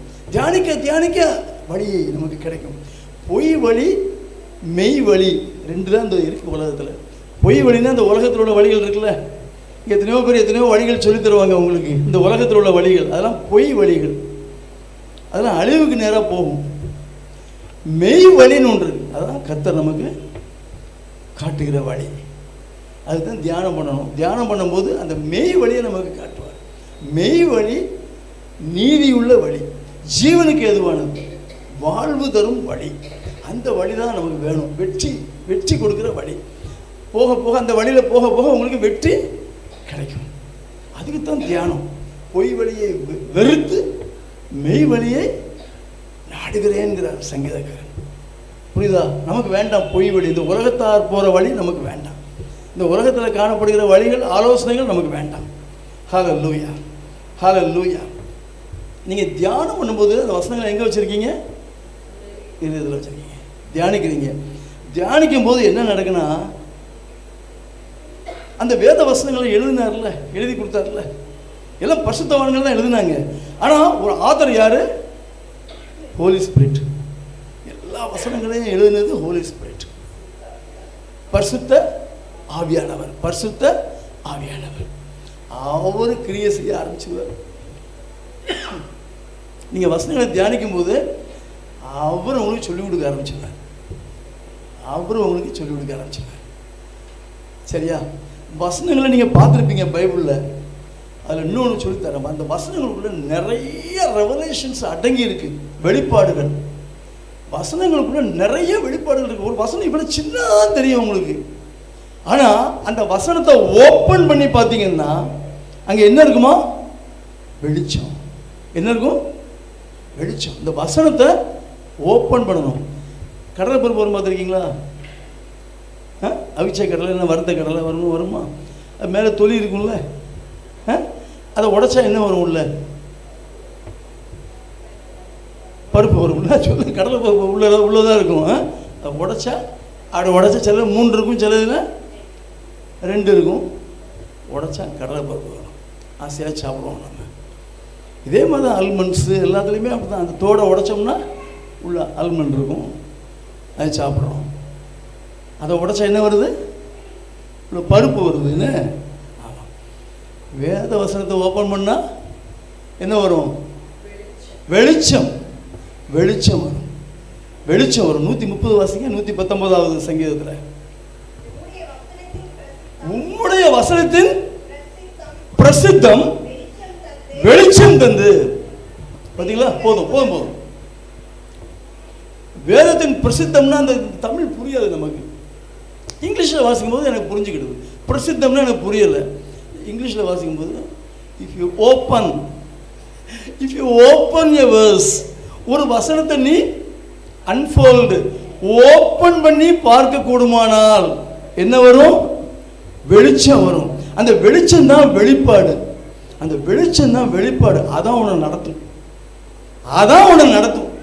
அந்த வெளிச்சத்தை பார்க்கணும்னா நீ தியானிச்சாதான் முடியும். வெறும் பைபிளை படிச்சுட்டு போனால் அந்த ரெவலேஷன்ஸ் கிடைக்காது, வெளிப்பாடுகள் கிடைக்காது. சும்மா வாசிச்சுட்டு போனால் கிடைக்காது. நீங்கள் ஆழ்ந்து வாசித்தாலும் ஸ்டடி பண்ணாலும் கிடைக்காது. தியானிக்கணும். தியானிக்கும் போது அந்த வெளிச்சம், வசனத்தை நீங்கள் ஓப்பன் பண்ண முடியும். அந்த வசனத்தை ஓப்பன் பண்ணும்போது வெளிச்சம், அந்த வெளிச்சம் அதான் வெளிப்பாடு. கர்த்தர் கொடுக்கிற வெளிப்பாடு. அந்த வசனத்தின் உள்ளர்த்தம் என்ன? நீங்க வசனத்தை மேட்டாப்புல வாசிட்டு போவீங்க, ஆனா ஒவ்வொரு வசனத்துக்கும் உள்ளர்த்தம் இருக்கு. உள்ள நிறைய அர்த்தம் இருக்கு. அந்த அர்த்தத்தை நீங்க விளங்கி கொள்ள முடியும் எப்போ? தியானிக்கும் போது. அதாங்க சென்சேஷன். ரொம்ப ஒண்டர்ஃபுல் எக்ஸ்பீரியன்ஸ். அதைத்தான் நான் ட்ரை பண்ணுவேன் எப்பவுமே. ரொம்ப போட்டு மண்டையை உடைப்பேன். அந்த வசனத்தில் எந்த வசனத்தை எடுத்தாலும் மண்டையை போட்டு உடைச்சிட்டு இருப்பேன். புரியுதா? ஏன்னா அவ்வளவு ஆழ்ந்த சத்தியங்கள், வெளிப்பாடுகள் உண்டு, வெளிச்சம் உண்டு. உங்க நடைகள் வாய்க்கும். புரியுதா? ஆமா, நீங்க நடக்கிறதுக்கு உங்களுக்கு வெளிச்சம் கிடைக்கும். தியானிக்கிறத மட்டும் இன்னைக்கு நீங்க பிராக்டிஸ் பண்ண ஆரம்பிச்சிருங்க. எவ்வளவு நேரம் சொல்ல மாட்டேன், ஆனா ஆரம்பிச்சுங்க. ரொம்ப முக்கியம். வெளிப்பாடுகள் முக்கியம். கர்த்தர் இந்த வசனத்தின் மூலமா எனக்கு என்ன சொல்ல விரும்புகிறார்? சிம்பிளா வசனம் சொல்றேன். கர்த்தர் என் மேய்ப்பராக இருக்கிறார், நான் தாழ்ச்சி அடையேன். அவர் உனக்கு மேய்ப்பராக இருந்தா நீ தாழ்ச்சி அடைய மாட்டியா? அது என்ன? 2 மணி நேரம் 3 மணி நேரம் பிரசங்கம் பண்ணலாம் அந்த ஒரு வசனத்தை வச்சு. அவர் உனக்கு மேய்ப்பர். அவர் உனக்கு மேய்ப்பராக இருக்கும்போது நீ தாழ்ச்சி அடையவே மாட்டேன். கர்த்தரை தேடுகிறவர்களுக்கோ ஒரு நன்மையும் குறையப்படாது. அவ்வளவுதான். புரியுதா? பட் இது வசனம். இந்த வசனத்தின் மூலமா கர்த்தர் உன்னோடு என்ன பேச விரும்புகிறார், என்ன விஷயத்தை அவர் உனக்கு வெளிப்படுத்த விரும்புகிறார். உங்களுக்கு அவர் வெளிப்படுத்துற காரியம் ஒரு மாதிரி இருக்கும், இந்த சகோதரனுக்கு வெளிப்படுத்துற காரியம் ஒரு மாதிரி இருக்கும். அவங்கவுங்க வாழ்க்கைக்கு தகுந்த மாதிரி, அவங்கவுங்க சூழ்நிலைக்கு தகுந்த மாதிரி அவர் வெளிப்படுத்துவார். ஒரு வசனத்தை 1000 பேருக்கு 1000 விதமா வெளிப்படுத்தி காட்ட முடியும். அவ்வளவு அர்த்தங்கள் இருக்கு. அதனால தான் நிறைய பைபிள் நோட்ஸு, பைபிள் கமெண்ட்ரிஸ்லாம் நான் படிப்பேன். ஆனால் அதை நான் சார்ந்து கொள்ளவே மாட்டேன். என் மனைவிக்கு தெரியும், சார்ந்து கொள்ளவே மாட்டேன். எனக்கு என்ன சொல்கிறீங்கன்னு தான் கேட்பேன் நான்.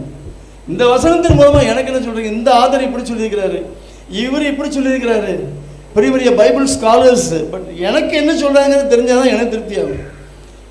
அடுத்தவங்க விளக்கத்தை வாங்கிக்கிட்டு நான் அதோட திருப்தி ஆக மாட்டேன். அப்படி கொண்டு பேச மாட்டேன். எனக்கு என்ன சொல்கிறீங்க? ஏன்னா ஒவ்வொருத்தருக்கும் ஒவ்வொரு விதமாக இருக்கும் அந்த வெளிப்பாடு. அதே வசனம் உனக்கும் சிஸ்டருக்கு ஒரு மாதிரி வெளிப்பாடு வித்தியாசமாக இருக்கும். ஸோ எனக்கு என்ன சொல்கிறீங்க, உங்கள் திட்டம் என்ன, அதை தெரிஞ்சுக்கணும். அதுக்காக தான் இந்த தியானம் ரொம்ப அவசியமாக இருக்கு. மெடிடேஷன் எந்தெந்த வகையிலலாம் நமக்கு பிரயோஜனமாக இருக்கு. நமக்கு ஏன் மெடிடேஷன் தேவைப்படுதுன்னா, முதலாவது நமக்கு ஞானம், சரியா, ஆழ்ந்த அறிவு உண்டாகும். இது என்ன நீங்கள் இப்படி சொல்லிட்டீங்க? எல்லாரும் என்னென்ன புக்ஸ்லாமோ படிக்கிறாங்க, எம்ஏ, பிஹெச்டி, ஃபிலாசபி. இந்த உலகத்தில் எத்தனையோ தத்துவங்கள் இருக்குது, தத்துவ மேதைகள் இருக்காங்க. எவ்வளவோ கோச்சிங் நடக்கு, 6 மாதம் ட்ரைனிங் நடக்கு, பர்சனாலிட்டியை நீங்கள் இம்ப்ரூவ் பண்ணுறதுக்கு. How to win over people, how to influence people, how to be a successful man in life. இது நிறையா புக்ஸ் வந்திருக்கு, சரியா? ஆமாம். ஆனால் அதெல்லாம் நமக்கு தேவையில்லை. நமக்கு பைபிள் ஒன்று போகுது. நமக்கு ஆழ்ந்த அறிவு நமக்கு கிடைக்கும். கர்த்தர் கொடுக்குற ஞானம் உங்களுக்கு கிடைக்கும். வாசிங்க 119வது சங்கீதத்தில் 97, 98.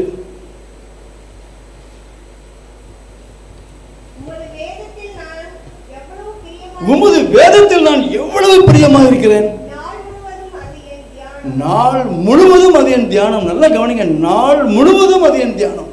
நாள் முழுவதும், சும்மா 1 மணி நேரம் இல்லை, நாள் முழுவதும் அது என் தியானம். அடுத்த வசனம், நீர் உம்முடைய கற்பனைகளை கொண்டு என்னை என் சத்துருக்களிலும் அதிக ஞானம் உள்ளவனாக்குகிறேன். உம்முடைய கற்பனைகளை கொண்டு, உம்முடைய வார்த்தைகளை கொண்டு, வசனங்களை கொண்டு என்னை அதிக ஞானம் உள்ளவனாக்குகிறேன் சங்கீதக்காரன் பாடுறான். அந்த ஞானம் நமக்கு வேணுங்க, நம்ம ஆசைப்படணும். அந்த ஞானம், அந்த ஆழ்ந்த அறிவு நமக்கு வேண்டும். இந்த பின்னாடி ஒரு வசனத்தில் பார்த்தீங்கன்னா, எனக்கு டீச் பண்ணாங்கல்ல, எனக்கு கற்றுக் கொடுத்தாங்கல்ல, எனக்கு அவங்கள விட எனக்கு அதிக ஞானத்தை கர்த்தர் எனக்கு கொடுத்துருக்காரு அப்படின்னு அந்த சங்கீதக்காரன் பாடியிருக்கிறாரு. அதுக்கடுத்த வசனத்தில் பார்த்தீங்கன்னா, முதியோர்களை காட்டிலும் அதிக அறிவை எனக்கு கர்த்தர் கொடுத்திருக்கிறார், அதிக அறிவை எனக்கு கொடுத்திருக்கிறார்னு சொல்றாங்க. கர்த்தர் கொடுப்பார். ஆழ்ந்த அறிவு, ஞானம் நமக்கு வேணும். அது எப்படி கிடைக்கும் யோசிச்சு பாருங்க. தியானிக்க ஆரம்பிச்சுங்க. தியானிக்க தியானிக்க தியானிக்க நீ ஞானவானா மாறுவ. ஞானிங்கிறாங்களா, அவங்க பெரிய ஞானிகள் கிடையாது, நம்ம தான் ஞானி. வேதத்தை தியானிக்கிறவன் தான் ஞானி, புரியுதா? அந்த ஞானி இந்த ஞானி எத்தனையோ பேரை பார்த்துருப்பீங்க, ஃபோட்டோவில் பார்த்துருப்பீங்க, நியூஸில் பார்த்துருப்பீங்க, டிவியில் பார்த்துருப்பீங்க. அந்த ஞானிகள்லாம் நான் குறைச்சி சொல்லலை, ஞானிகள் அல்ல. வேதத்தை யார் தியானிக்கிறானோ, கர்த்தரிடத்தில் வெளிப்பாடுகளை பெற்றுக்கொள்கிறானோ அவன் தான் ஞானி. அவன் தான் ஞானி, சரியா? ஆமாம். சும்மா பேருக்கு முன்னாடி ஞானின்னு போட்டா அவன் ஞானி அல்ல, புரியுதா? ஆமாம், வேதம் தெளிவாக சொல்லுது. ஆழ்ந்த அறிவு, சாதாரண அறிவு இல்லை. அது ஸ்கூலில் கிடைக்கும், காலேஜில் கிடைக்கும். ஆழ்ந்த அறிவு, ஆழ்ந்த அறிவு கர்த்தர் கொடுக்குற ஞானம் வேதத்தை தியானிக்கும் போது தான் கிடைக்கும். ரெண்டாவது காரியம் முக்கியம். உன் வழிகள் வாய்க்கும். என்ன செஞ்சாலும் வாய்க்க மாட்டேங்குது, என்ன செஞ்சாலும் உருப்பட மாட்டேங்குது, எல்லாமே பிசுக்கிக்கிட்டு போகுது, அப்படித்தானே? எல்லாமே வழிக்கிட்டு போகுது, ஒன்றுமே வாய்க்க மாட்டேங்குது. நான் நினைக்கிற காரியங்கள் நடக்க மாட்டேங்குது, எல்லாம் ஃபெயிலியர். காரணம் ஆராய்ச்சி பண்ணி பார்க்கணும், ஏன் இப்படி நடக்குது? தியானிக்கணும். வேதம் வாசிக்கலாம். நீ 20 அதிகாரம் வாசிச்சாலும் சரி, 30 அதிகாரம் வாசிச்சாலும் சரி, நீ தியானிக்கிறது முக்கியம். வாசிப்பதல்ல, தியானிப்பது. அவருடைய வெளிப்பாடு கிடைக்கிற வரைக்கும் நீ வாசிக்கணும். அந்த ரெவலேஷன், அந்த வெளிச்சம், நீ வசனத்தை ஓப்பன் பண்ணா வெளிச்சம் வரும். அந்த வெளிச்சத்தை பெற்றுக்கொள்ளும் வரைக்கும் நம்ம தியானிக்கணும். நம்ம உன்னுடைய வழிகள் வாய்க்கும். கர்த்தருடைய வேதத்தில் பிரியமாய் இருந்து இரவும் பகலும் வேதத்தை தியானிக்கிற மனுஷன் பாக்கியவான். பாக்கியவான் இங்கிலீஷ்ல என்ன தெரியுமா? he is blessed, ஆசீர்வதிக்கப்பட்டவன் அர்த்தம். he is blessed. கர்த்தருடைய வேதத்தில் பிரியமாய் இருந்து இரவும் பகலும் அதை தியானிக்கிற மனுஷன் பாக்கியவான். இரவும் பகலும் நாள் முழுவதும் அது என் தியானம் இருக்கான் சங்கீதக்காரன். ஏன் நம்மளால முடியல? நாள் முழுக்க அவங்க தியானம் பண்ணியிருக்காங்க. அவங்களுக்கு வேற வேலையே இல்லைன்னு நினைக்கிறீங்களா? ராஜா தான் அவரு, தாவீது பெரிய ராஜா, எல்லாம் பிஸியா இருக்கிறவங்க தான், பட் தியானிக்கிறாங்க. கொஞ்சம் டைம் கிடைச்சா ட்ரெயினில் போகிறோம், கொஞ்சம் டைம் கிடைக்குது, தியானிக்க ஆரம்பிச்சிடுவோம், சரியா? கிடைக்கிற நேரத்தில் டயத்தை ஒதுக்கி, எவ்வளோ டயத்தை நம்ம வேஸ்ட் பண்ணுறோம், அதெல்லாம் ஒதுக்கி தியானத்துக்காக நம்ம அலாட் பண்ணிடணும். எப்போ தியானம் பண்ணுறது, அதெல்லாம் நம்ம கடைசியில் பார்க்க போகிறோம். மூன்றாவது காரியம், கடினமான சூழ்நிலைகளிலும் கர்த்தர் உனக்கு மகிழ்ச்சியை கொடுக்கிறார். அதான் பியூட்டி. உனக்கு தூக்கம் வரும், மற்றவனுக்கு அதே கஷ்டத்தில் இருக்கிறவனுக்கு தூக்கம் வராது. உனக்கு தூக்கம் வரும். உன் டிப்ரெஷன், உன் ஆங்ஸைட்டி, உன்னுடைய கவலை, எல்லாத்தையும் கர்த்தர் மாற்றிடுவார். உன்னுடைய கவலை, கஷ்டம், கண்ணீர், சரியா, இடுக்கண்கள், பாரங்கள், வேதனைகள், எல்லா சூழ்நிலையிலும் கர்த்தர் உனக்கு மகிழ்ச்சியை கொடுப்பார். மற்றவன் விழுந்துருவான், நொறுங்கி போவான், பீஸ் பீஸ் ஆயிடுவான். இருந்த இடம் தெரியாமல் போயிட்டாமாங்கல்ல, கேள்விப்பட்டிருப்பீங்களே, இருந்த இடம் தெரியாமல் போயிட்டாயா. நம்மளை கர்த்தர் விட மாட்டார். அந்த சூழ்நிலையிலையும் நம்மளை மகிழ்ச்சியாக வச்சிருப்பார். வாசிக்கிறேன். இக்கட்டும் நெருக்கமும் என்னை பிடித்தது, இக்கட்டும் நெருக்கமும் என்னை பிடித்தது, ஆனாலும் உம்முடைய கற்பனைகள் என் மன மகிழ்ச்சி. இக்கட்டும் நெருக்கமும் பிடிச்சிருக்கு, அந்த பிடியில தான் இருக்காரு, ஆனாலும் உம்முடைய கற்பனைகள் என் மன மகிழ்ச்சி. இன்னொரு இடத்துல அதே சங்கீதக்காரன் சொல்லியிருக்கிறாரு, உம்முடைய வேதம் என்னுடைய மன மகிழ்ச்சியாக இராதிருந்தால் என் துக்கத்திலேயே நான் அழிந்து போயிருப்பேன், சின்ன பின்னமா செதறி போயிருப்பேன். அவருடைய வேதம், உம்முடைய வேதம் மாத்திரம் என் மன மகிழ்ச்சியாக இராதிருந்தால் அப்படின்னு சொன்னார். அப்போ பாருங்க, வேதத்தில் தான் மன மகிழ்ச்சி. என்ன கஷ்டம் வந்தாலும் தியானத்தை விட்டுறக்கூடாது, ஏன்னா அங்கதான் மகிழ்ச்சி. எவ்வளவு வேதனைகள் இருந்தாலும் கர்த்தர் அப்படியே உங்களுக்கு ஒரு மருந்து போல அப்படியே உங்க இருதயத்தில், உங்க ஆத்மாவில் அவர் போடுவார். அதுக்கு தான் தியானம்.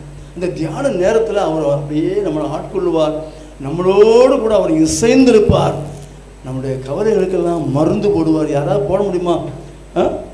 டாக்டர் பாலன்ட்ட போய் என் ஆத்மாவில் நிறைய வியாகுலங்கள், வேதனைகள் இருக்குது, ஏதாவது ஒன்று செய்யுங்க, என்ன செய்ய முடியுமா?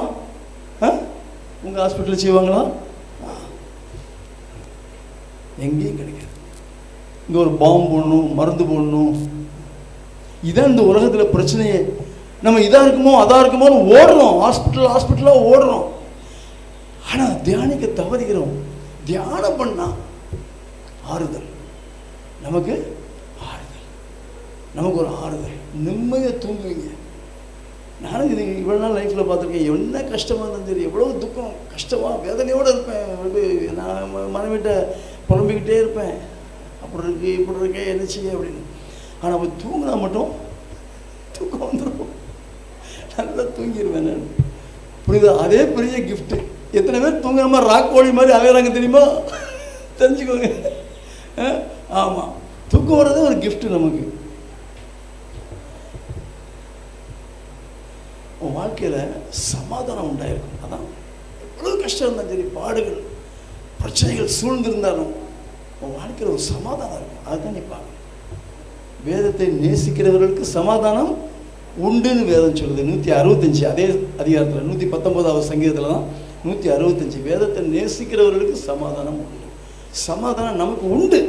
வேதத்தை தியானிக்கும் பொழுது சமாதானம் ஆட்டோமேட்டிக்காக உள்ள வரும், நமக்கு ஆட்டோமேட்டிக்காக உள்ள வரும். அதான் பிரின்சிபிள், டிவைன் பிரின்சிபிள், கர்த்தருடைய திட்டம் அது. 4வது, உனக்கு ஒரு விடுதலை, உனக்கு ஒரு விடுதலை. சில விஷயங்கள்லேருந்து யாருமே உங்களை விடுவிக்க முடியாது.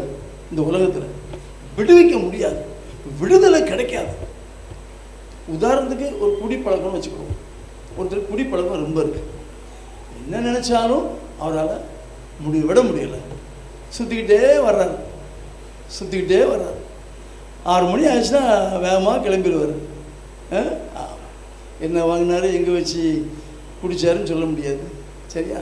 அப்படியே ஆயிரும் அந்த பழக்கம். உடம்பை அப்படியே பழக்கிட்டார் அவர், உடம்பை பழக்கிட்டார், விட முடியாது.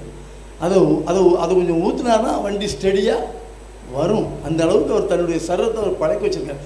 அந்த விடுதலை வேணும்னா வேதத்தை தியானித்தால் மாத்திரமே அந்த விடுதலை கிடைக்கும். வேற வழியே இந்த உலகத்தில் கிடையாதுங்க. நான் தைரியமாக சொல்லுவேன், வேற வழியே கிடையாது. நீங்கள் வேணால் டூர் போயிட்டு வாங்க, கொடைக்கானல் போயிட்டு வாங்க, 10 நாள் கொடைக்கானல் போயிட்டு வாங்க, 2 வாரம் கோவாவுக்கு போயிட்டு வாங்க, சந்தோஷமாக இருங்க, மகிழ்ச்சியாக இருங்க.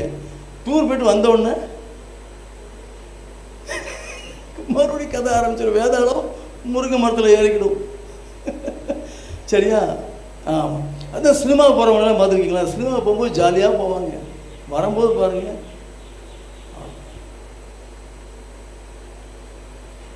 குடிக்கிறவனுக்கு பாருங்க, அப்போ அந்த நேரம் எல்லாம் மறந்து சந்தோஷமாக இருப்பான், டான்ஸ் ஆடுவான், எல்லாம் செய்வான். இந்த போதை போனவொன்னே என்ன ஆகும்? முன்னாடி இருந்ததை விட இன்னும் அதிக டிப்ரெஷன் வந்துடும். உடனே என்ன செய்வான், இன்னொரு பாட்டில் வாங்கி ஊற்றிடணும். தவறான இந்த உலக பிரகாரமான அந்த ஷார்ட் டைம் சொல்யூஷன் இது நமக்கு முடியாது. மெடிடேஷன் தான் ஹெல்ப் பண்ணும். மெடிடேஷன் தான் ஹெல்ப் பண்ணும். சத்தியத்தையும் அறிவீர்கள், சத்தியம் உங்களை விடுதலையாகும். சத்தியம்னா என்னது? தேவனுடைய வார்த்தைகள், தேவனுடைய வசனங்கள், தேவனுடைய கட்டளைகள், தேவனுடைய கற்பனைகள். அதான் நமக்கு விடுதலை கொடுக்க முடியும். சத்தியத்தை அறிவீர்கள் ஏன் சொன்னார் இயேசு? சத்தியத்தை அறிவீர்கள்னா நீங்கள் சத்தியத்தை தெரிந்து கொண்டிருக்கிறீர்கள்னு அர்த்தம். அந்த அர்த்தத்தில் சொல்கிறாரு. எப்படி தெரிந்து கொண்டிருக்க முடியும்? சத்தியத்தை அறிவீர்கள்னா சத்தியம் உங்களுக்கு தெரியும். எப்படி அறிந்து கொள்ள முடியும்? வேதத்தை தியானித்தால் மாத்திரமே.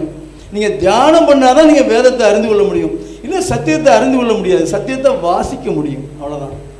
சத்தியத்தை அறிந்து கொள்வதென்றால் தியானித்து அந்த வெளிப்பாடை, அந்த வெளிச்சத்தை பெற்றுக்கொள்வது. அந்த அர்த்தத்தில் தான் இயேசு சொல்கிறார், சத்தியத்தையும் தியானித்திருக்கிறீர்கள், சத்தியத்தையும் தியானித்திருக்கிறீர்கள், அந்த சத்தியம் உங்களை விடுதலையாகும். அந்த சத்தியம்தான், வெறும் வார்த்தை இல்லை. 4 வசனத்தை சொன்ன உடனே உங்களுக்கு விடுதலை கிடைச்சிடாது. சரியா? யாராவது வசனம் சொன்னாலும் நீங்கள் சும்மா இருக்காதீங்க. அந்த வசனத்தை வாங்க, உங்களை வேண்டாம்னு சொல்லுங்க. அந்த வசனத்தை பெற்றுக்கொண்டு அதை ஓப்பன் பண்ணுங்க. வெளிச்சம் வருதா? அந்த வெளிச்சம் என்ன சொல்லுது உங்களுக்கு? அந்த வெளிச்சம் என்ன டீச் பண்ணுது? அதான் கர்த்தர் உங்களுக்கு சொல்கிற காரியம். அதை கண்டுபிடிங்க. வசனத்தை வச்சுக்கிட்டே இருக்கக்கூடாது. வசனத்தை ஓப்பன் பண்ணணும், அந்த வசனத்தை யூஸ் பண்ணணும். அதான் மெடிடேஷன். அந்த வசனத்தை ஆழ்ந்து நீங்கள் சிந்திக்கும் பொழுது, உங்கள் இருதயத்தில் வைத்து ஆழ்ந்து சிந்திக்கும் பொழுது கர்த்தர் உங்களோட பேசுகிறாரு. அந்த வசனம் எங்கே இருக்கு நான் சொன்னேன், உங்கள் இருதயத்தில் இருக்குது. சும்மா வச்சு பூட்டி வச்சுக்கிறது, ரூபாயா பூட்டி வச்சுக்கிறது இரும்பு பெட்டியில் கிடையாது. அந்த வசனத்தை எடுத்து தியானம் பண்ணணும். அதுக்காக தான் அங்கே இருக்குது. சரியா? அதனால தான் அந்த இருதயத்தில் இருக்குது. சத்தியம் நம்ம விடுதலையாகும். சத்தியத்தை தியானிக்கணும். அவர் வார்த்தைகள் கொடுத்துருக்காரு, வசனங்கள் கொடுத்துருக்காரு, அவருடைய டியூட்டி செஞ்சுருக்காரு. நம்ம எடுத்து தியானிக்கும் போது தான் வெளிப்பாடு. அந்த வார்த்தையினுடைய உள் அர்த்தம், கர்த்தர் என்ன பேசுகிறாருங்கிறது உள்ள இருந்து வரும். அதை கண்டுபிடிங்க. நான் அதை பிடிங்க. நீ கடலை தோலை மட்டும் சாப்பிட்டு உள்ள பருப்பை விட்டுருவோமா? பருப்பை சாப்பிட்டு தோலை விட்டுறணும். சரியா?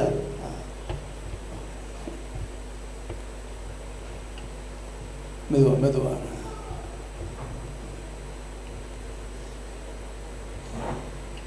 ஹல்லேலூயா, ஹல்லேலூயா. இப்போ வெல்கம் அண்ணாச்சி, வெல்கம். தியானிக்கும் போது என்ன நடக்கும் அதை தெரிஞ்சுக்க போகிறோம். தியானிப்பதுனா என்னன்னு பார்த்தோம். முதல்ல தியானிக்கிறதுனா என்ன, ரெண்டாவது தியானிப்பதனால் கிடைக்கும் நன்மைகள், ரெண்டாவது. இப்போ என்ன பார்க்க போகிறோம்? எப்படி தியானிக்க, எப்படி தியானிக்க. சங்கீதக்காரன் தாவீது சொல்றாரு, தியானிக்கிற உன் இருதயத்தில் அக்கினி உண்டாகுமா. நீங்கள் அதை வச்சு தான் தெரிஞ்சுக்கணும். நீங்கள் தியானிக்கும் போது அக்கினி உண்டாகுதான்னு பாருங்கள்.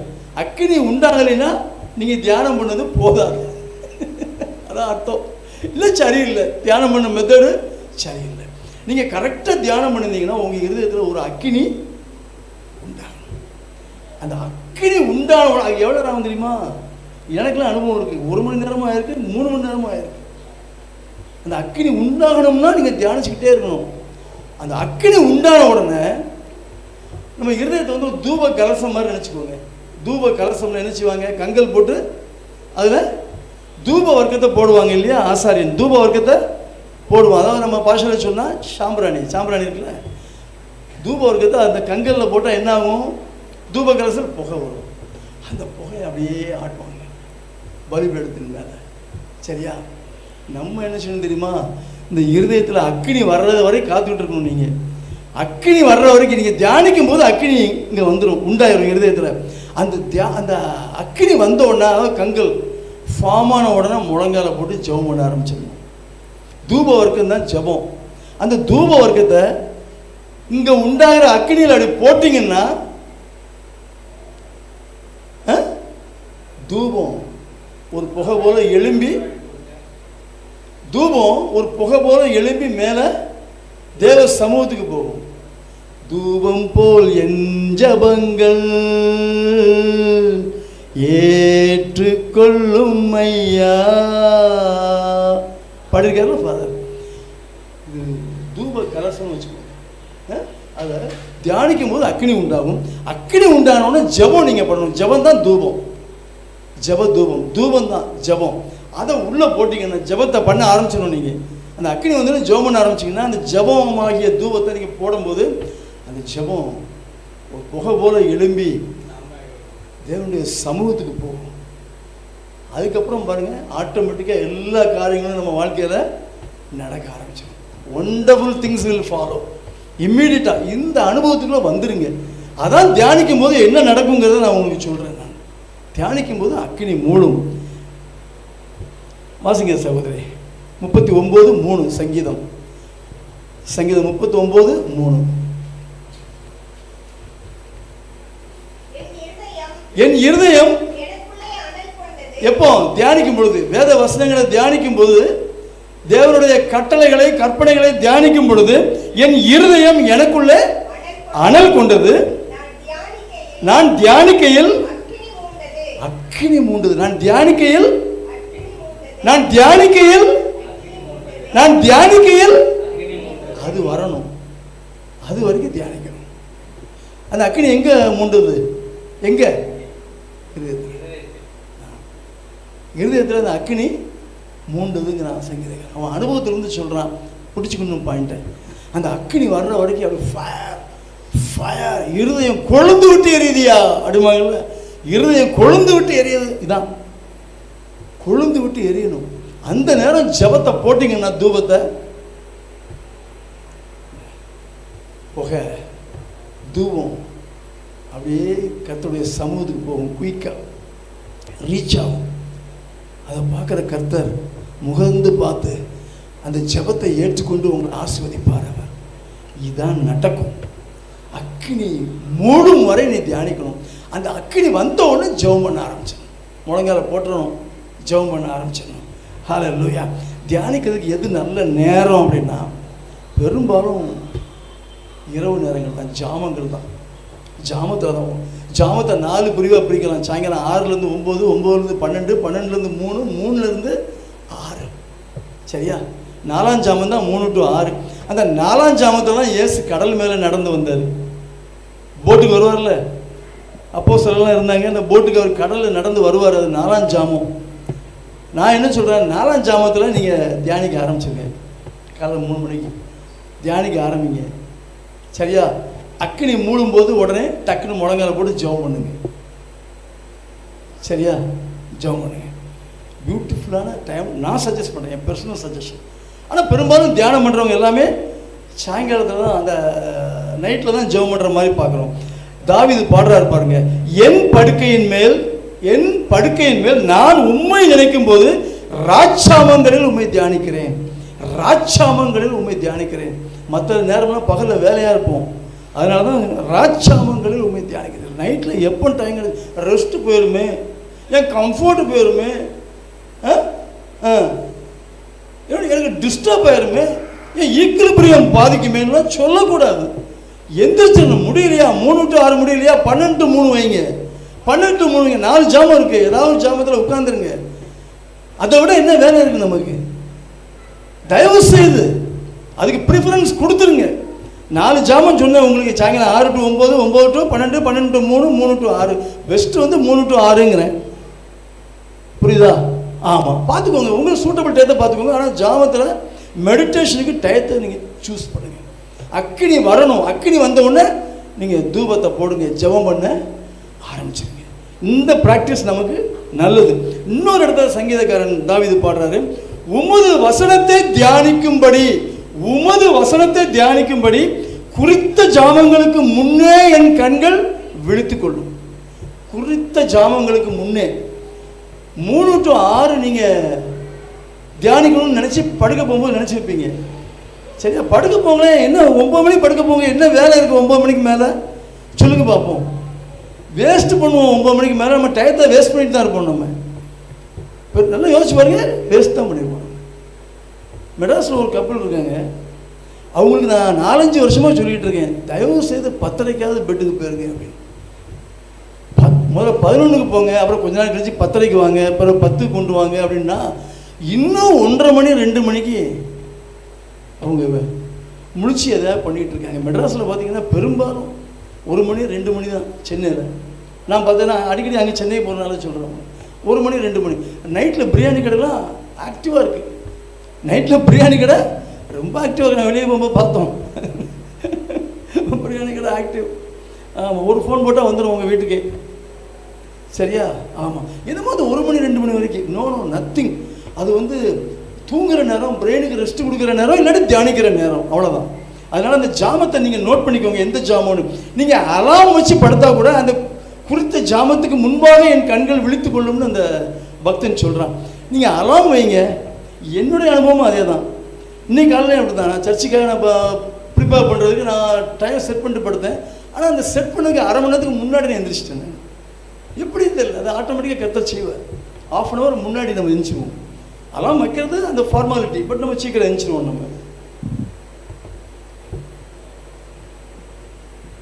ஹல்லேலூயா. எப்படி ரொம்ப ஸ்ட்ராங்காக இருக்கா? செய்ய முடியாததை சொல்லிட்டு இருந்தேனா, இல்லை செய்யக்கூடாததை சொல்லிட்டு இருந்தேனா? கண்டிப்பாக செய்யணும். எக்ஸாம்பிள் கொடுத்துருக்கேன். சில வருடங்களுக்கு முன்பாக, கிட்டத்தட்ட 10 வருஷம் இருக்குமா, இல்லை 15 வருஷம் இருக்குமா, 15 வருஷத்துக்கு மேலே இருக்கும். 15 வருஷம் இருக்கலாம், நீ கரெக்டாக சொல்லு. எனக்கு வந்து பிளட் கிளாட்டு, பிரெயினில் பிளட் கிளாட் ஆயிரும். இரத்த உறைவு, இங்கே உள்ள நர்வ்ஸில், பிரெயின் நர்வ்ஸில் ரத்தம் உறைஞ்சி போயிடும். சரியா? அப்போ எனக்கே தெரியாது, அப்படியே படுத்தவன் தான் அப்படியே படுத்துருப்பேன். எவ்வளோ நேரம்? 6 மணி நேரம், 7 மணி நேரம். இந்த பக்கம் என் மனைவி, இந்த பக்கம் என் பையன், 2 பேரும் தண்ணி கூட குடிக்காமல் போயிடும். அவ்வளோதான், அதே மாதிரி தான். சரியா? 2 பக்கமும் 2 பேரும் உட்காந்து ஜெபம் பண்ணிகிட்டே இருப்பாங்க. அவங்களும் சாப்பிட மாட்டாங்க, தண்ணி குடிக்க மாட்டாங்க.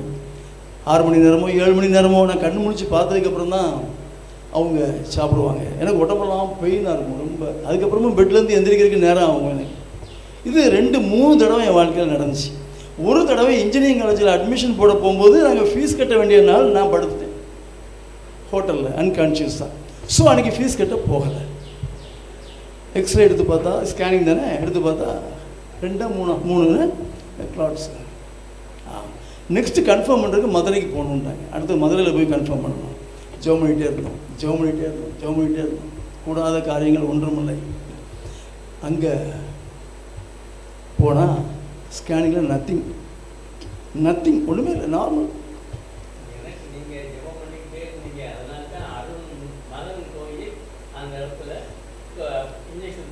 நடக்கும்னாச்சு. நீங்கள் நல்லவர் தானே, நீங்கள் யாருக்குமே நீங்கள் துரோகம் பண்ணாத ஆள் தானே, நல்லவர் தானே நீங்கள். சரியா? கர்த்தர் செய்வார். அதுவும் அடுத்தது நடக்கும், கவலைப்படாதீங்க. எது ஒன்று ஒன்றா செய்ய தானே போகிறாரு, ஒன்று ஒன்றா செய்வார். அவங்க வந்ததே பெருசு. அவங்க எதிர்த்து விட்டு அக்கா வந்துட்டு இருந்தாங்க. இப்போ அந்த அண்ணாச்சி பாருங்க, இது என்ன சாட்சிங்க? இது ஜோசப்பா வர வச்சாங்க, ஜெயலலிதா வர வச்சாங்க, யார் வர வச்சா பாருங்க. அவங்க என்ன எவ்வளோ ஃபேத்து பாருங்க. அவங்களுக்கு பக்கா ஹிந்துஸ் அவங்க. பசங்க முடிஞ்சோன்னு சொல்கிறீங்களா? சும்மா ஃபியூ வேர்ட்ஸ் அவங்க அனுபவத்தை சொல்லுவாங்க பாருங்கள். நம்ம என்கரேஜ் பண்ணணும். நம்ம இந்த வீட்டுக்கு வந்த புதுசுலேருந்து எதுக்கு அவங்க தான் இருக்காங்க எங்களுக்கு. கதவை திறந்தா காலையில் அவங்க வீடு தான் தெரியும் எனக்கு. அக்கா பானு அக்கான்னு கூப்பிடுவாங்க.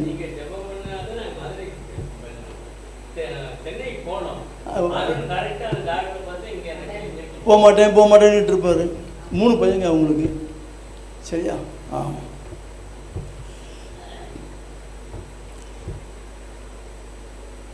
ஸோ இதுக்கு முன்னாடி என்ன பேசிகிட்டு இருந்தோம்?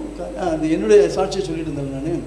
அப்புறம் பார்த்தீங்கன்னா நான் இந்த தியானத்துக்கு தான் வரேன், நான் மெடிடேஷன் தான் வரேன். இந்த விஷயத்த சொன்னது உங்களுக்கு தெரியணுங்கிறக்காக நான் சொல்லலை. அதுக்கப்புறம் நைட்டில் நான் தூங்கிக்கிட்டு இருப்பேன் நல்லா. திடீர்னு எனக்கு ஒரு மாதிரி வரும், அன்கான்ஷியஸ் ஆயிரும். அந்த ப்ராப்ளம் வரும் லைட்டாக. அந்த ப்ராப்ளம், அந்த ரத்த உறைவு இருக்குல்ல, அந்த ப்ராப்ளம் வரும்போது எனக்கு ஒரு மயக்கம் வரும். உடனே எந்திரிச்சு உட்காந்துருவேன் பெட்டில். யாரையும் கூப்பிட மாட்டேன், என் மனைவியை கூட கூப்பிட மாட்டேன். என்ன செய்வேன் தெரியுமா? வேதத்தை எடுத்து படிக்க ஆரம்பிச்சிருவேன். படிச்சுக்கிட்டு இருப்பேன், மணிக்கணக்காக படிச்சுக்கிட்டு இருப்பேன். எனக்கு நல்லா நார்மல் ஆகி ஹெல்த் நல்லா வந்துடும், தைரியமாக இருக்கும். உடனே எந்திரிச்சு போய் தண்ணி இனி குடிச்சிட்டு வீட்டில் 2 சுற்றி சுற்றிட்டு மறுபடியும் படுத்துருவேன். இதை மாதிரி பல முறை வந்திருக்கு. எனக்கு தூக்கத்திலே முழிப்பேன், எந்திரிச்சோன்னா பயம்தான் வரும். ஐயோ நமக்கு மயக்கம் வரப்போகுது, நம்ம மயங்க போகிறோம் அப்படின்னு நினச்சி பயத்தோடு எழுந்திருப்பேன். ஆனால் என்னச்சு தெரியுமா, உடனே பக்கத்தில் பைபிள் வச்சுருப்பேன், பைபிள் எடுப்பேன், லைட்டை போடுவேன், படிக்க ஆரம்பிச்சிருவேன், படிச்சுக்கிட்டே இருப்பேன். இப்படி தான் நான் வேதத்தை மாஸ்டர் பண்ணேன். நான் எங்கேயும் பைபிள் காலேஜ்லையோ வேறு எங்கேயுமே போய் நான் படிக்கலை. பைபிள் ஸ்காலர்லாம் கிடையாது, பைபிளில் எக்ஸ்பர்ட்லாம் கிடையாது, எனக்கு ஒன்றுமே தெரியாது. எனக்கு பைபிள் நான் படித்ததெல்லாம் இப்படி தான் படித்தேன். பயந்து எந்திரிச்சு நைட்டில் நடுராத்திரியில் 12 மணி 1 மணி டயத்தெல்லாம் பார்க்க மாட்டேன். எப்போ எந்திரிச்சான்னு சொல்லி உடனே இங்கே இருக்கு பைபிள் தேடி எடுத்து உட்காந்து படிச்சுட்டு இருப்பேன். மணிக்கணக்காக இவ்வளோ கூட நான் டிஸ்டர்ப் பண்ண மாட்டேன். படிச்சு அப்படியே நார்மலாகிறது நல்லா நான் உணர்ந்திருக்கேன். நல்லா பர்ஃபெக்ட் ஃபிட்னஸ் வந்துடும், மைண்டு கிளியராக இருக்கும், ஹெல்த் நல்லா இருக்கும். அதுக்கப்புறம் தான் நான் தேங்க் பண்ணிவிட்டு ஜெபம் பண்ணிட்டு போய் படுத்துருவேன். போய் இதை மாதிரி பல முறை நடந்திருக்கு. எத்தனை முறை இருக்கும்? 10 தடவையோ 15 தடவையோ தெரியல. என் வாழ்க்கையில் பல முறை நடந்திருக்கு. எதுக்காக அனுமதிச்சார் கர்த்தர்? நான் வேதத்தை படிக்கணும், வேதத்தை மாஸ்டர் பண்ணணும், வேதத்தை தியானிக்கணும். அதுக்காக தான் அதை அனுமதிச்சிருக்கேன். படித்தானா படிக்க மாட்டேன், தியானம் பண்ணா தியானம் பண்ண மாட்டேன், சேட்டை பண்ணுவோம் நம்ம, அப்படி தானே, கீழ்ப்படுதல் கிடையாது. அதனால தான் ஒரு இது கொண்டு வந்துருவார். ஃபஸ்ட்டு படுக்க போட்டு படிக்க வச்சு எக்ஸ்பர்ட் ஆகி நம்ம வாழ்க்கையில் ஒரு பெரிய சந்தோஷத்தை, பெரிய வெற்றியை கொடுப்பார். நமக்கு வர பாடுகள் உபத்திரவங்கள்லாம் நம்மளை உருவாக்குறதுக்காக தான் இருக்கும். பெரும்பாலும் நம்மளை உருவாக்குறதுக்காக தான் இருக்கும். நம்ம பயந்துட வேண்டாம், சோர்ந்து பெற வேண்டாம், அடித்து ஜெயிக்கணும். நம்ம இனிமேல் பிரச்சனை வந்ததுன்னா தூக்கிட்டு பைபிளை தூக்கிக்கிட்டு ஒரு நோட்டையும் எடுத்துக்கிட்டு தண்ணி கிண்ணி எல்லாம் போட்டு டீ எல்லாம் ஃப்ளாஸ்கில் வச்சுக்கிட்டு யாரும் என்ன டிஸ்டர்ப் பண்ணாதீங்க, ஒரு 4 மணி நேரம் ஆகும்னு சொல்லிட்டு உள்ளே போய் உட்காந்துக்கோங்க. இல்லை நைட்டில் எல்லாம் தூங்கினதுக்கப்புறம் எந்திச்சு நைட்டில் தியானம் பண்ணுங்க. நிறையா பேர் இந்த உலகத்தில் வெற்றி பெற்ற யாராக இருந்தாலும் சரி நைட்டில் அவங்க வேலை பார்த்துக்கிட்டே இருந்திருக்காங்க. ஒரு சயின்டிஸ்ட் இருக்கானா நைட்டில் வந்து அவன் ஆராய்ச்சி பண்ணிகிட்டு இருப்பான். அது எப்பவும் பார்த்துருக்கோமே, நாங்கள் எத்தனை வருஷமாக பார்த்துருக்கோம். நாங்கள்லாம் தூங்கும் போது தான் இவர் எந்திரிப்பார், நாங்கள் எந்திரிக்கும் போது இவர் தூங்குவார். ஆமாம், அது மாற்ற சொல்லியிருக்கேன், கேட்டேன் நான், மாற்றி விடுங்க அப்படின்னு. சரியா? ஆமாம். ஸோ நைட்டில் எந்திரிச்சு பெரிய பெரிய விக்டோரியஸ் பீப்புள் எல்லாமே நைட்டில் உட்காந்து ஒர்க் பண்ணியிருக்காங்க. உங்களுக்கு தெரியாது அவங்க நைட்டில் ஒர்க் பண்ணதெல்லாம். அப்புறம் தூங்கியிருப்பாங்க. தூங்கி எந்திரிக்கும் போது தான் நீங்கள் பார்ப்பீங்க. அவன் ஒரு 8 மணிக்கு எழுந்திரிச்சிருப்பான், லேட்டாக எழுந்திரிச்சிருப்பான். என்ன 8 மணிக்கு எந்திரிக்கான் அப்படின்னு சொல்லி நினைப்பீங்க. அவன் 4 மணி நேரம் ஒர்க் பண்ணியிருப்பான் நைட்டில்.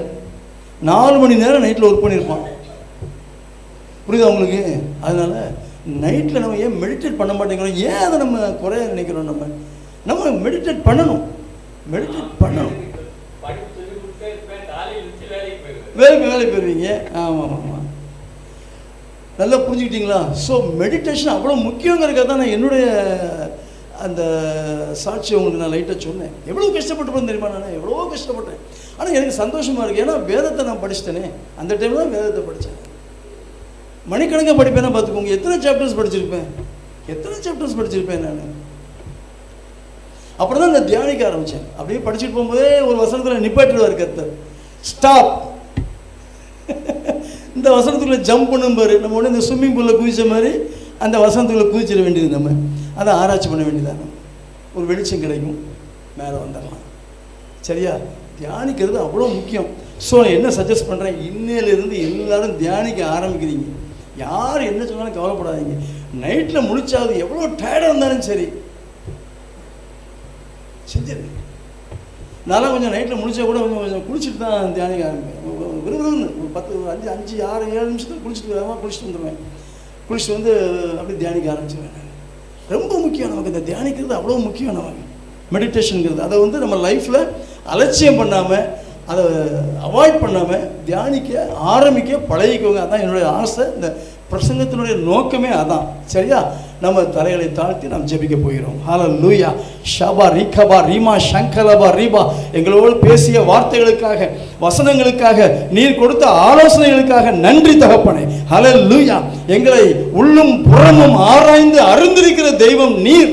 எங்களுடைய பலம் உங்களுக்கு தெரியும், எங்களுடைய பலவீனமும் உங்களுக்கு தெரியும் சுவாமி. ஹல்லேலூயா, ஹல்லேலூயா.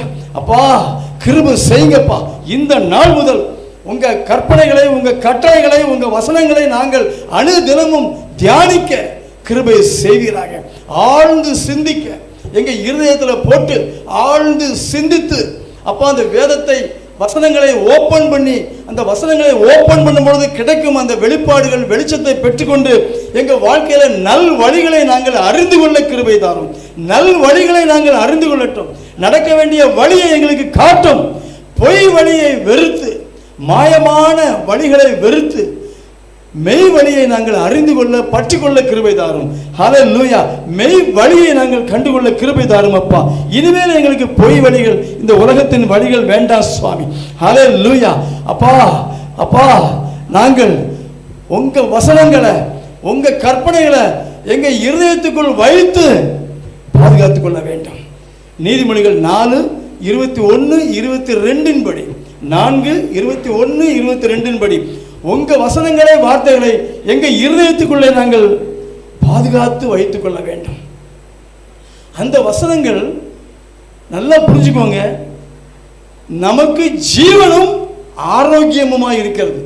வசனங்களை உங்க இருதயத்தில் வைத்து பாதுகாத்துக் கொள்ளும் பொழுது உங்களுக்கு ஜீவன் உண்டாயிருக்கும். ஹல்லேலூயா. ஜீவன்னா வாழ்க்கை. உங்களுக்கு ஜீவன் உண்டாயிருக்கும். உங்களுக்குள்ள ஒரு உயிர் உண்டாயிருக்கும்.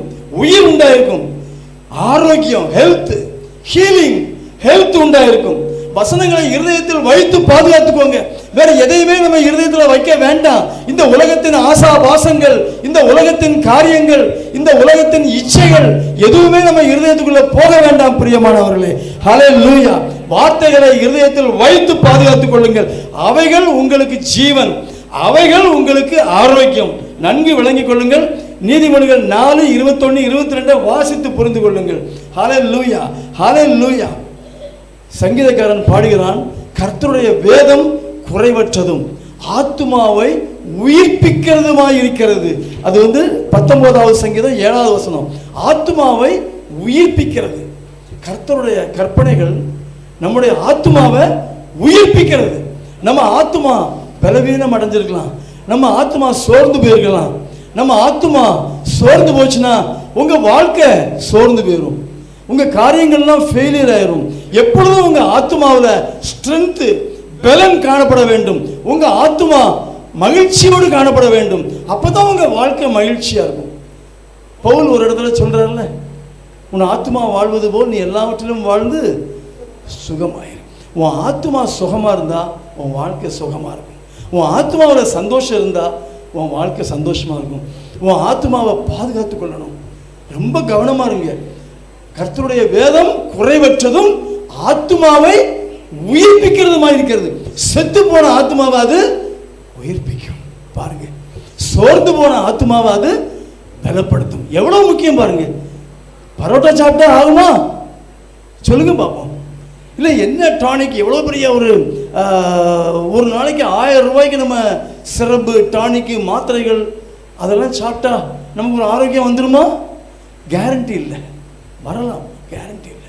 அப்படினாலும் ஒரு சில தினங்களுக்கு அது வரலாம், நிரந்தரமாக வராது. நிரந்தரமாக உன் ஆத்மாவை நீ காத்துக்கொள்ள வேண்டும் என்றால், பலப்படுத்த வேண்டும் என்றால், உன் ஆத்மாவில் மகிழ்ச்சி காணப்பட வேண்டும் என்றால் வேதத்தை தியானிக்க வேண்டும். அதான் முக்கியம். ஏசாயா 55:2 அழகா அந்த தீர்க்கதரிசி சொல்லியிருக்கிறாரு. வாசிங்க சகோதரி. ஹல்லேலூயா.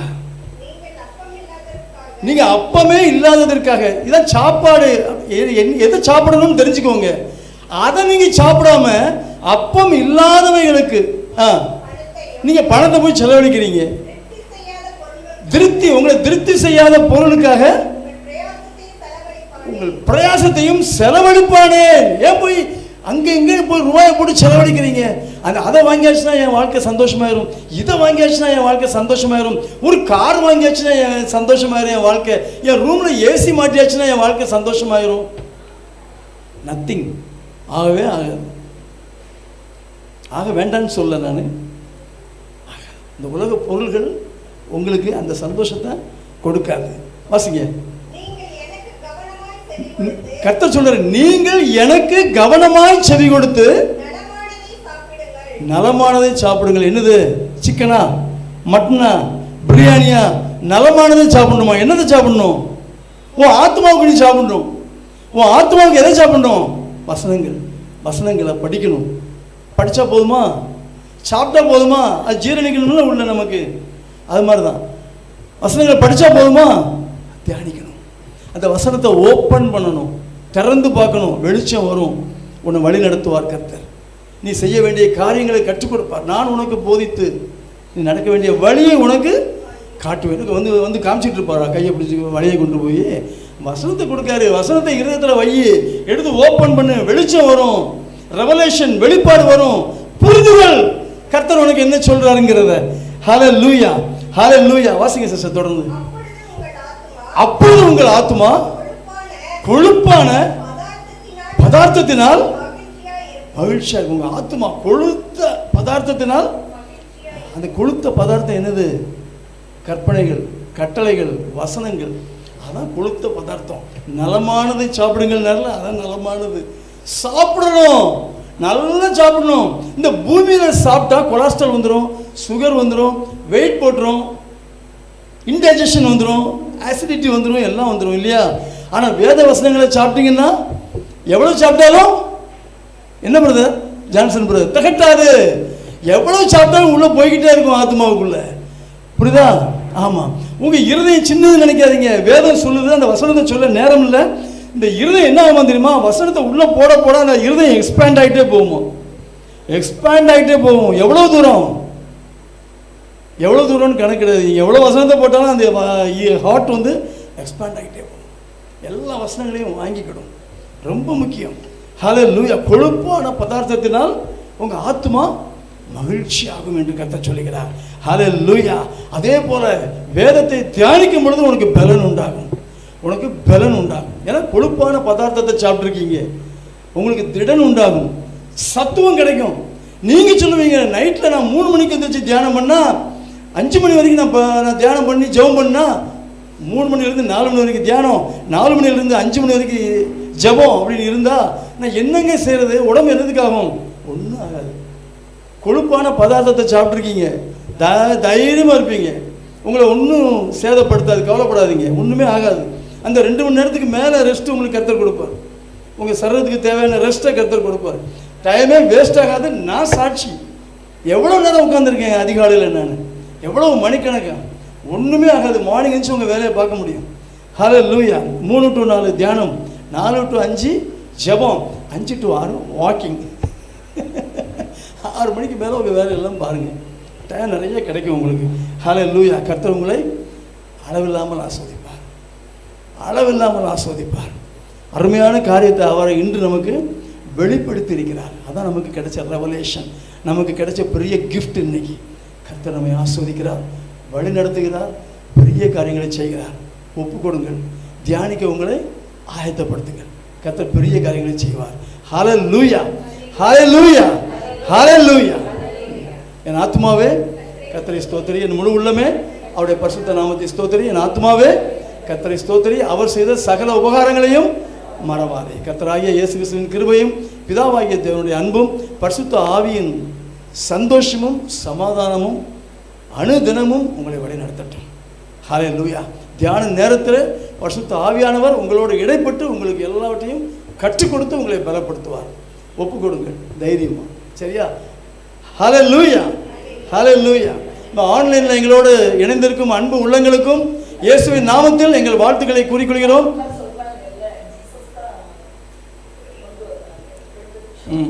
இப்பொழுது நம்ம மத்தியில் வந்திருக்கும் சகோதரி அவர்கள், பானு என்கிற சகோதரி அவர்கள் கர்த்தரை முற்றிலும் அவர்கள் அறியாதவர்கள்.